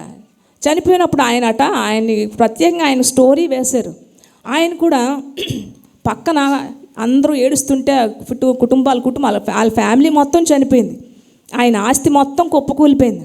ఆయన కూడా ఎక్కడో కూర్చొని ఏడ్చుకుంటూ ఎవరో ఇచ్చిన రొట్టె ముక్క తింటున్నాడంటండి. ఎవరో ఇచ్చిన రొట్టె ముక్క తింటున్నాడట. ఈరోజు ఆస్తి నీదవ్వచ్చు, రేపటిదేనో చెప్పండి, రేపటిదేనో ఇది నాది అనుకునేది మంది కాకపోవచ్చు. ఈరోజు అందం నాది అనుకుంటాం, కానీ రేపటిదేనో అందం నీకు ఉంటుందండి? ఉంటుందా? కనుక నిత్యము జీవించాలంటే దేవుడు చేసిన వాగ్దానాన్ని ప్రతి ఒక్కరు కూడా స్వతంత్రించుకోవడం మొదలు పెట్టాలి. దానికోసం మన ప్రవర్తన, మన యొక్క భక్తి జీవితాన్ని మనం కాపాడుకోవాలి. ఎలా బ్రతకాలి, మనకి కాలాలు, సమయాలు దేవుడు దేనికోసం ఇస్తున్నాడు, ఎందుకు మనకి ఈ సమయాన్ని, ఇంకొక సంవత్సరాన్ని దేవుడు మనకి ఇచ్చాడని చెప్పి ఈరోజు చాలామంది ఆలోచించట్లేదు. ఈ సంవత్సరం లోపల నా జీవితం ఏమవుతుంది, ఈ సంవత్సరం మనల్ని ఏం కోరుకుంటున్నాడు అనేది నీకు అర్థం కాకపోతే ఈ సంవత్సరాలు, ఇలాంటి సంవత్సరాలు ఎన్ని వచ్చినా సరే మన జీవితంలో ఏ విధంగా ఉపయోగం అనేది ఉండదు. చాలామంది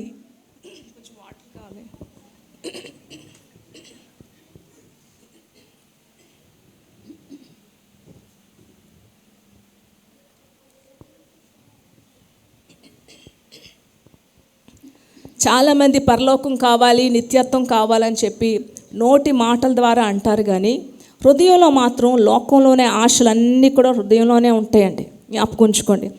చాలామంది నీకు నిత్యత్వం కావాలి, పరలోకంలో ఉండాలి, నేను దేవుణ్ణి ప్రేమిస్తున్నాను అంటారు, కానీ అదంతా అబద్ధం. హృదయం నిండా కూడా లోకం సంబంధించిన ఆశలతో నేను నింపబడతారు, కానీ నోటితో మాత్రం నిత్యత్వం కావాలి, పరలోకం కావాలి, నేను దేవుణ్ణి ప్రేమిస్తున్నాను అంటారు. ఇలాంటి సందర్భమే బైబిల్ గ్రంథంలో ఒక వ్యక్తి దేవుని దగ్గరికి వెళ్ళి నాకు నిత్య జీవం కావాలి అని అడిగాడట. కానీ ఆ వ్యక్తి యొక్క మనస్తత్వం ఎలాగుందో యేసు ప్రభు క్లియర్గా బయట పెట్టారు. ఒకసారి చూద్దామంటే మత్తయి సువార్త 19వ అధ్యాయం, మత్తయి సువార్త 19వ అధ్యాయం 16 నుంచి 22. దయచేసి నా గొంతు బాగా పాడైపోయింది, నాకు కొంచెం కోఆపరేట్ చేయాలి. మత్తయి సువార్త 19వ అధ్యాయం 16 నుంచి 22. ఒకడు ఆయన యొద్దకు వచ్చి, బోధకుడా, నిత్య జీవం పొందుటకు నేను ఏ మంచి కార్యము చేయవలనని ఆయనను అడిగాను. అందుకు ఆయన, మంచి కార్యమును గురించి నన్ను ఎందుకు అడుగుచున్నావు?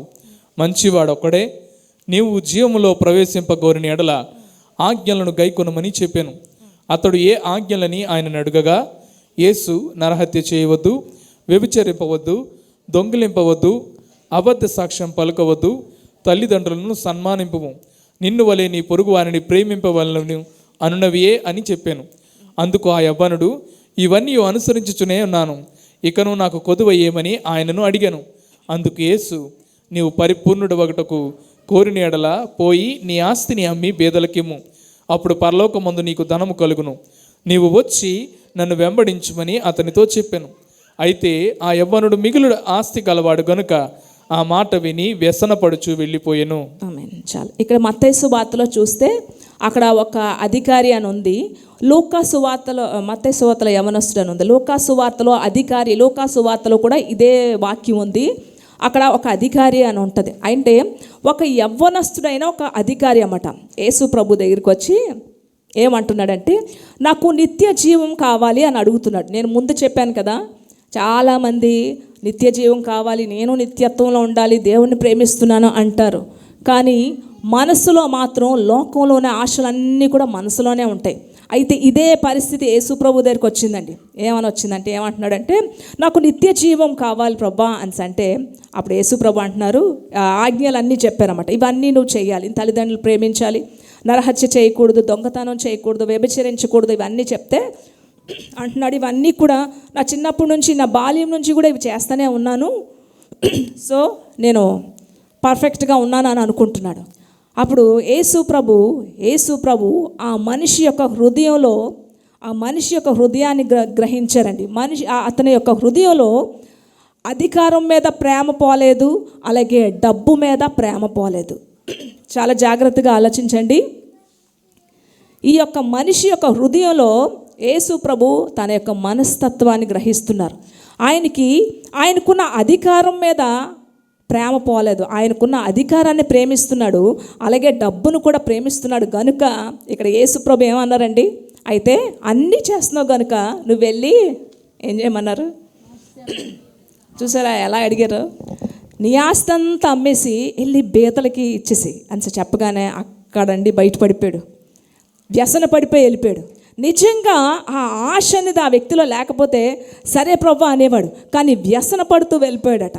చూసారా ఎక్కడ పట్టుకున్నాడు దేవుడు? చాలామంది దేవుణ్ణి ప్రేమిస్తున్నాను అంటారు కానీ చాలామంది డబ్బు దగ్గర దొరికిపోతారండి. ఎక్కడ దొరకపోయినా సరే చాలామంది డబ్బు దగ్గర దొరికిపోతారు. దేవుణ్ణి ప్రేమిస్తానని అంటారు. దేవుడు నాకు చేసిన కార్యాలు బట్టి నేను ఆయనకి సమర్పించుకుంటాను, ఆయన కొరకు నేను ఏదైనా చేస్తాను అంటారు కానీ డబ్బు దగ్గర దొరికిపోతారు చాలామంది. ఈ యొక్క అధికారి డబ్బు దగ్గర దొరికిపోయాడు, డబ్బు దగ్గర కరెక్ట్గా దొరికిపోయాడు. చాలామంది ఈరోజు ఇలాగే ఉన్నారండి. చాలామంది నిత్య జీవం కావాలంటారు కానీ ఈ లోకంలోనే ఆశను వదులుకోరు, డబ్బును వదులుకోరు, అధికారాన్ని దేన్ని వదులుకోవడానికి ఇష్టపడు. అదన్నీ కూడా మనసులో ఉంచుకుంటారు, బయటికి మాత్రం నిత్య జీవం కావాలని అనుకుంటారు. చాలామంది ఇలాగే ఉన్నారండి. సమర్పించుకున్నాను, నేను దేవుణ్ణి ప్రేమిస్తున్నాను, ఆయన కోసం, ఆయన నా కోసం చేసిన కార్యాలను బట్టి, దేవుడు నాకు చేసిన ఉపకారాన్ని బట్టి నేను ఆయనకి ఇది చేయాలనుకుంటున్నాను, అది చేయాలని అనుకుంటారు కానీ డబ్బు దగ్గర చాలామంది దొరికిపోతారు. చాలా సంవత్సరాలు, 2-3 సంవత్సరాలు కదా, చాలా సంవత్సరాల క్రితం ఒక అమ్మాయి మా దగ్గరికి వచ్చేది. అయితే అమ్మాయి సడన్గా అమ్మకి ఏమని చెప్పిందంటే, ఆంటీ నేను సమర్పించుకున్నాను అని చెప్పింది. సమర్పించుకున్నానంటే వైట్ డ్రెస్సే వేసుకోవాలనుకున్నాను. నేను ఇంకా ఇలా కలర్ఫుల్గా వేసుకోవాలనుకోలేదు, వైట్ డ్రెస్ వేసుకోవాలనుకున్నాను. సో నాకు ఏవైతే ఉన్నాయో అవన్నీ కూడా చర్చికి ఇచ్చేయాలి కదా, పాస్టర్ గారికి ఇచ్చేసాను అన్నీ అన్నది. అన్నీ ఇచ్చేసామంటే ఇచ్చేసాను, బట్టలు అన్నీ తీసేసాను, వైట్ డ్రెస్ వేసుకున్నాను, నాకున్న చిన్న రింగ్ ఉంది అది ఇచ్చేసాను, కొంచెం డబ్బు ఇచ్చాను ఆంటీ, సమర్పించేసుకున్నాను. సమర్పించుకోవడం అంటే ఏంటంటే మన మీద మనకంటూ ఏమున్నాయో అవన్నీ కూడా దేవుని పాదాల దగ్గర పెట్టాలి. సమర్పణ అంటే అది. సో ఇవేం చెప్పిందంటే సమర్పించేసుకున్నాను అన్నీ అని చెప్పింది. కానీ సమర్పించేసుకున్నాను ఆంటీ, అయితే నాకు ఒక నెక్లెస్ ఉంది, అలాగే హారం ఉంది, అవి మాత్రం అమ్మేసి అప్పులు తీర్చేసుకున్నాను అని చెప్పిందండి. అంటే చూసారా, విలువైనవి ఏం చేసింది, తన సొంతానికి వాడుకుంది. ఏదో చిన్నది ఇచ్చేసి సమర్పించేసుకున్నాను అని చెప్తుంది. కనుక చాలామంది ఎక్కడ దొరికిపోతారండి, డబ్బు దగ్గర దొరికిపోతారు. చాలామంది డబ్బు దగ్గర దొరికిపోతారు. ఎక్కడ దొరకపోయినా సరే డబ్బు దగ్గర దొరికిపోతారు. సమర్పించుకున్నానంటే దేవుడు మనం చేసిన మేళ్ళని బట్టి మనకున్నవన్నీ కూడా మనది అన్నది దేవుని పాదాల దగ్గర పెట్టాలి. అది సమర్పణ జీవితం అంటే.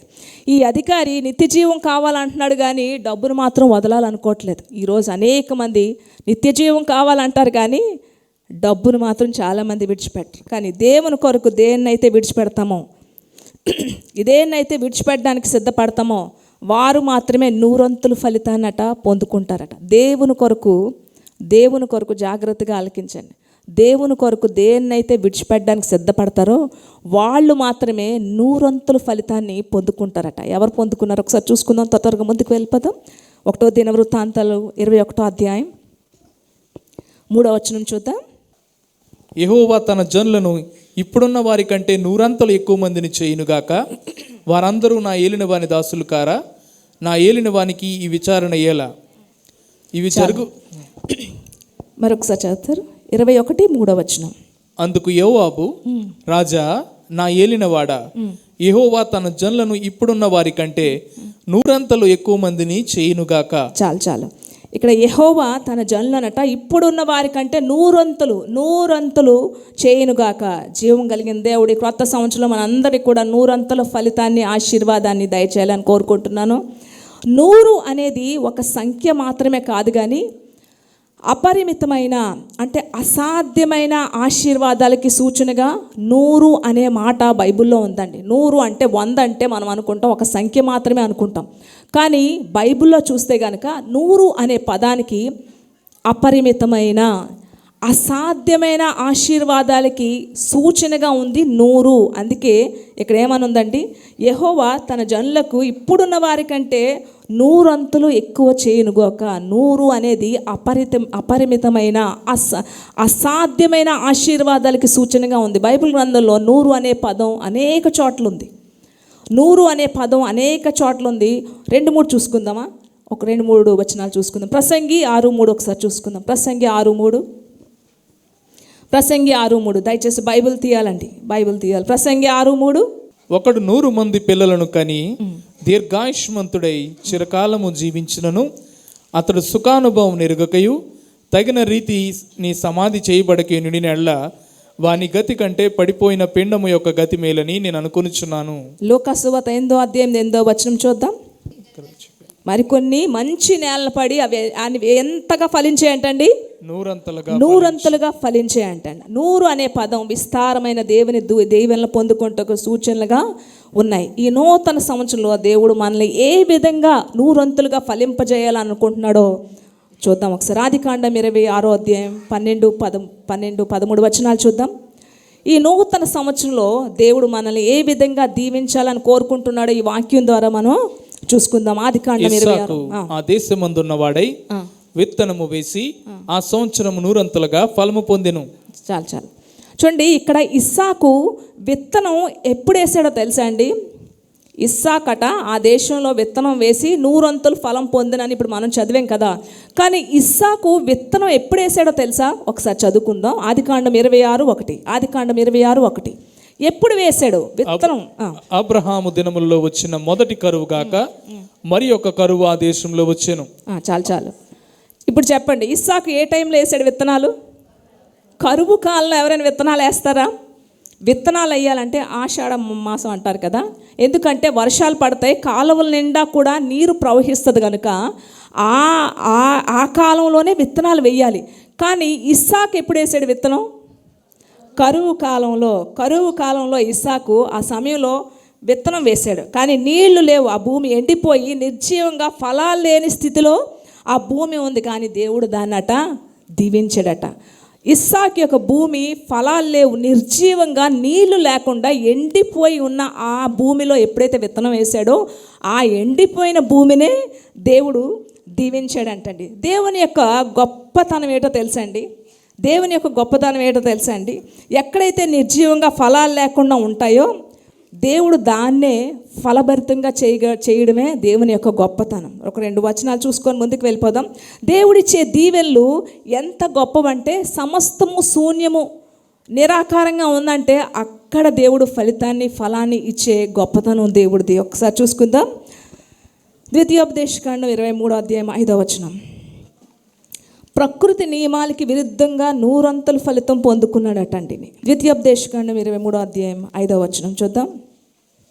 అయితే నీ దేవుడైన యెహోవా బిలాము మాట విన్నొల్లుకుండెను.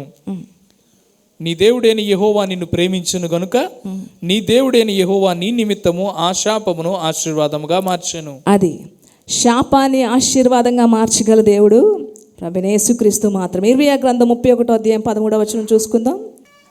ఇర్మియా గ్రంథం 31వ అధ్యాయం 13వ వచనం. దేవుడిచ్చే దీవెనలు ఎంత గొప్పవంటే వారి దుఃఖమునకు ప్రతిగా సంతోషం ఇచ్చి వారిని ఆదరించెదను, విచారము కొట్టివేసి నేను వారికి ఆనందము కలుగజేతును. ఆమేన్. ఎండిపోయిన మన జీవితాల్ని 100 దీవెన ఇవ్వగల దేవుడు ప్రభువైన యేసుక్రీస్తు మాత్రమే. చూడండి, ఎక్కడైతే అనుకూలంగా ఉండదో, ఎక్కడైతే ప్రతికూలత ఉంటుందో, ప్రతికూల పరిస్థితిలో అక్కడ అసలు వ్యతిరేకంగా ఎక్కడైతే ఉంటుందో అక్కడ ఫలాన్ని కలుగజేయడమే దేవుని యొక్క గొప్పతనం. ఒక రైతట తన యొక్క పంట అంతా కూడా, శనగ పంట ఉంటుంది కదా, ఆ పంట అంతా కూడా నష్టపోయి ఏడుస్తున్నాడట. ఒకరోజు దీనికి ముందు ఏమైందంటే ఈ రైతు ఏం చేశాడంటే ఈ చెనక్కాయల పెద్ద దండ చేసి ఒక దైవ సేవకుడికి తీసుకొని వెళ్ళాడట. దైవ సేవకుడి దగ్గరికి ఎందుకు తీసుకొచ్చావు ఇది అంటే ఆయన గణపరచడానికి పెద్ద చెనక్కాయల దండ తీసుకెళ్ళి ఆ దైవ సేవకుడు మెడలో వేసి ఆయన గణపరిచాడట. అసలు ఎందుకు ఇలా చేసావని అంటే అప్పుడు తన స్టోరీ అంతా చెప్పాడంట. చూడండి, ఎక్కడైతే ప్రతికూల పరిస్థితి ఉంటుందో, ఎక్కడైతే అనుకూలత ఉండదో, ఎక్కడ నిర్జీవంగా ఉంటుందో, నియమాలు విరుద్ధంగా ఉంటాయో అక్కడ లేని పరిస్థితిలో దేవుడు కార్యం ఎలా చేస్తాడు అనేది నేను చెప్తున్నాను. అయితే తన యొక్క పంట అంతా కూడా పోయి, ఆ సంవత్సరం పంట అంతా కూడా నష్టపోయి ఆ పంట దగ్గరే, ఆ ఎండిపోయిన ఆ బీడు భూమి దగ్గర, ఆ శనగ తోటల్లోనే ఆ పంట దగ్గరే కూర్చొని ఏడుస్తున్నాడట. అయ్యో నేను ఎన్నో అప్పులు చేశాను, ఈ అప్పులన్నీ కూడా ఎలా తీర్చగలను చెప్పి అక్కడే కూర్చొని ఏడుస్తున్నాడట.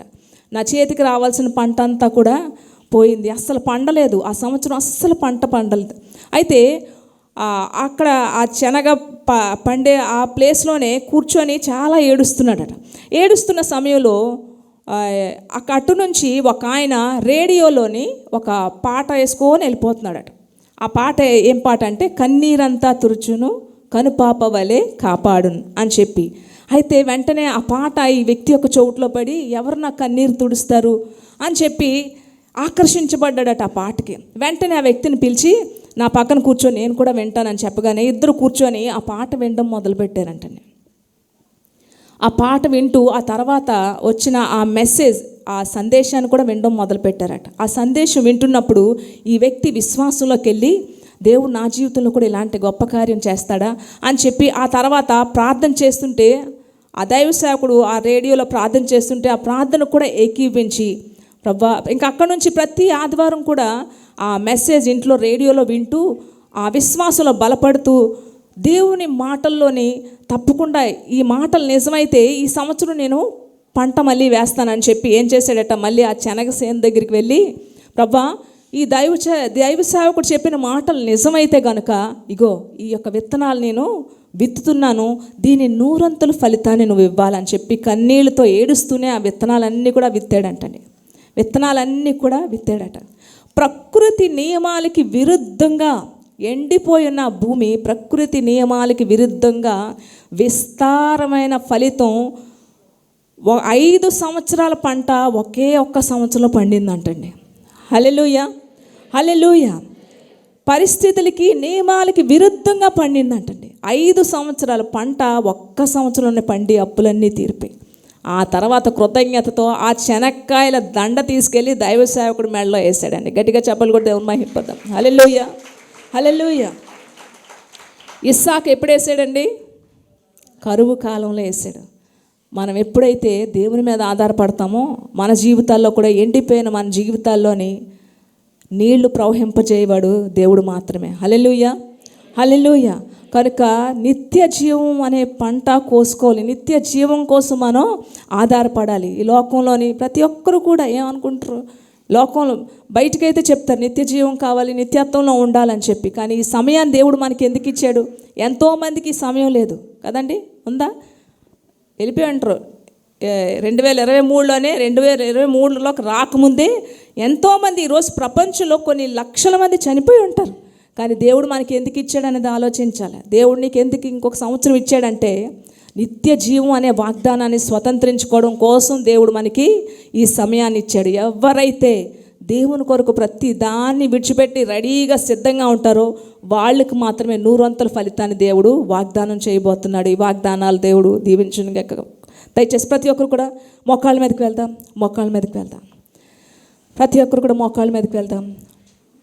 దేవుడు చేయబోతున్నా, దేవుడు ఇవ్వబోతున్న ఈ వాగ్దానాలు బట్టి ఇప్పటి వరకు ఆలోచించలేదేమో కానీ నిత్య జీవం అనే వాగ్దానం, నిత్య జీవం అనేది దేవుడు అనాది కాలంలోనే మనందరికీ కూడా సిద్ధపరిచాడు. ఆ నిత్య జీవం పొందుకోవడం కోసం మన ప్రవర్తన ఎలా ఉండాలి? ఈరోజు మనదనేది మన దగ్గర ఉండదండి. మనదనేది మన దగ్గర ఉండదు.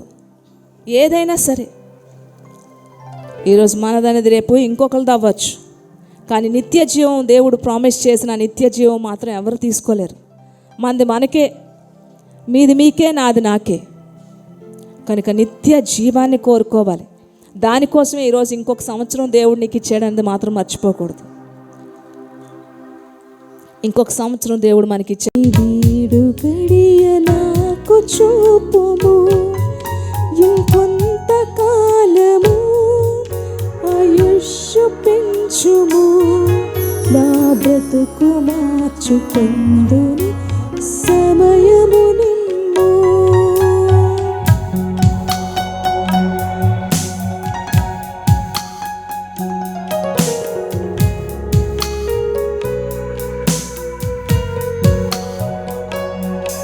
దయచేసి నిత్య జీవం కావాలని కోరుకోవాలి. ఇంకొక సంవత్సరం దేవుడు ఎందుకు ఇచ్చాడు? ఇంకొక సంవత్సరం దేవుడు ఎందుకు ఇచ్చాడు? ఇంకొక సంవత్సరం దేవుడు ఎందుకు ఇచ్చాడంటే చాలామందికి ఈ సంవత్సరంలో ప్రవేశపెట్టాలన్నా లేదండి. కానీ నీకు నాకు ఈ సంవత్సరం ఎందుకు ఇచ్చాడంటే నిత్య జీవం అనే వాగ్దానాన్ని స్వతంత్రించుకుంటావేమో, ఈ సంవత్సరమైనా నిత్య జీవం కోసం నువ్వు పోరాడతావేమో. అదే మన పోరాటం, మన ఆరాటం, మన బ్రతుకు, మన పరుగు అయి ఉండాలి. ఈ సంవత్సరమైనా నిత్య జీవం కోసం నువ్వు పోరాడతావేమో, పరిగెడతావే అని చెప్పి 2020 సంవత్సరం 24వ సంవత్సరం దేవుడు ఇచ్చాడు.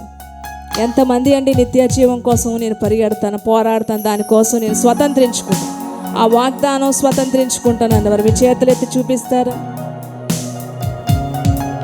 అవసరం లేదులే అనుకున్నవారు వద్దు. ఎవరైతే ఈ వాగ్దానం నేను స్వతంత్రించుకుంటాను,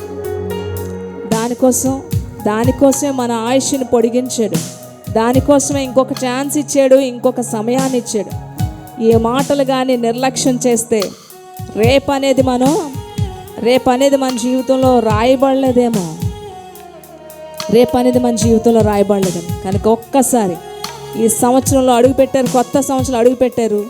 ఇప్పుడే చెప్పాను, ఇప్పుడు ప్రామిస్ చేసి ఇప్పుడు చెప్పి నెక్స్ట్ డే రేపుడు దినమే అన్నీ మర్చిపోయి లోకస్తులాగా ఇష్టానుసారంగా జీవిస్తే ఈ సంవత్సరం మన నుంచి తీసేస్తాడు ఇంకా.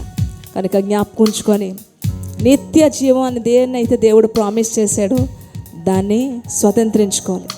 చేతులు ఎత్తినట్లయితే మీ అందరి కోసం కూడా అమ్మ ప్రార్థన చేస్తారు.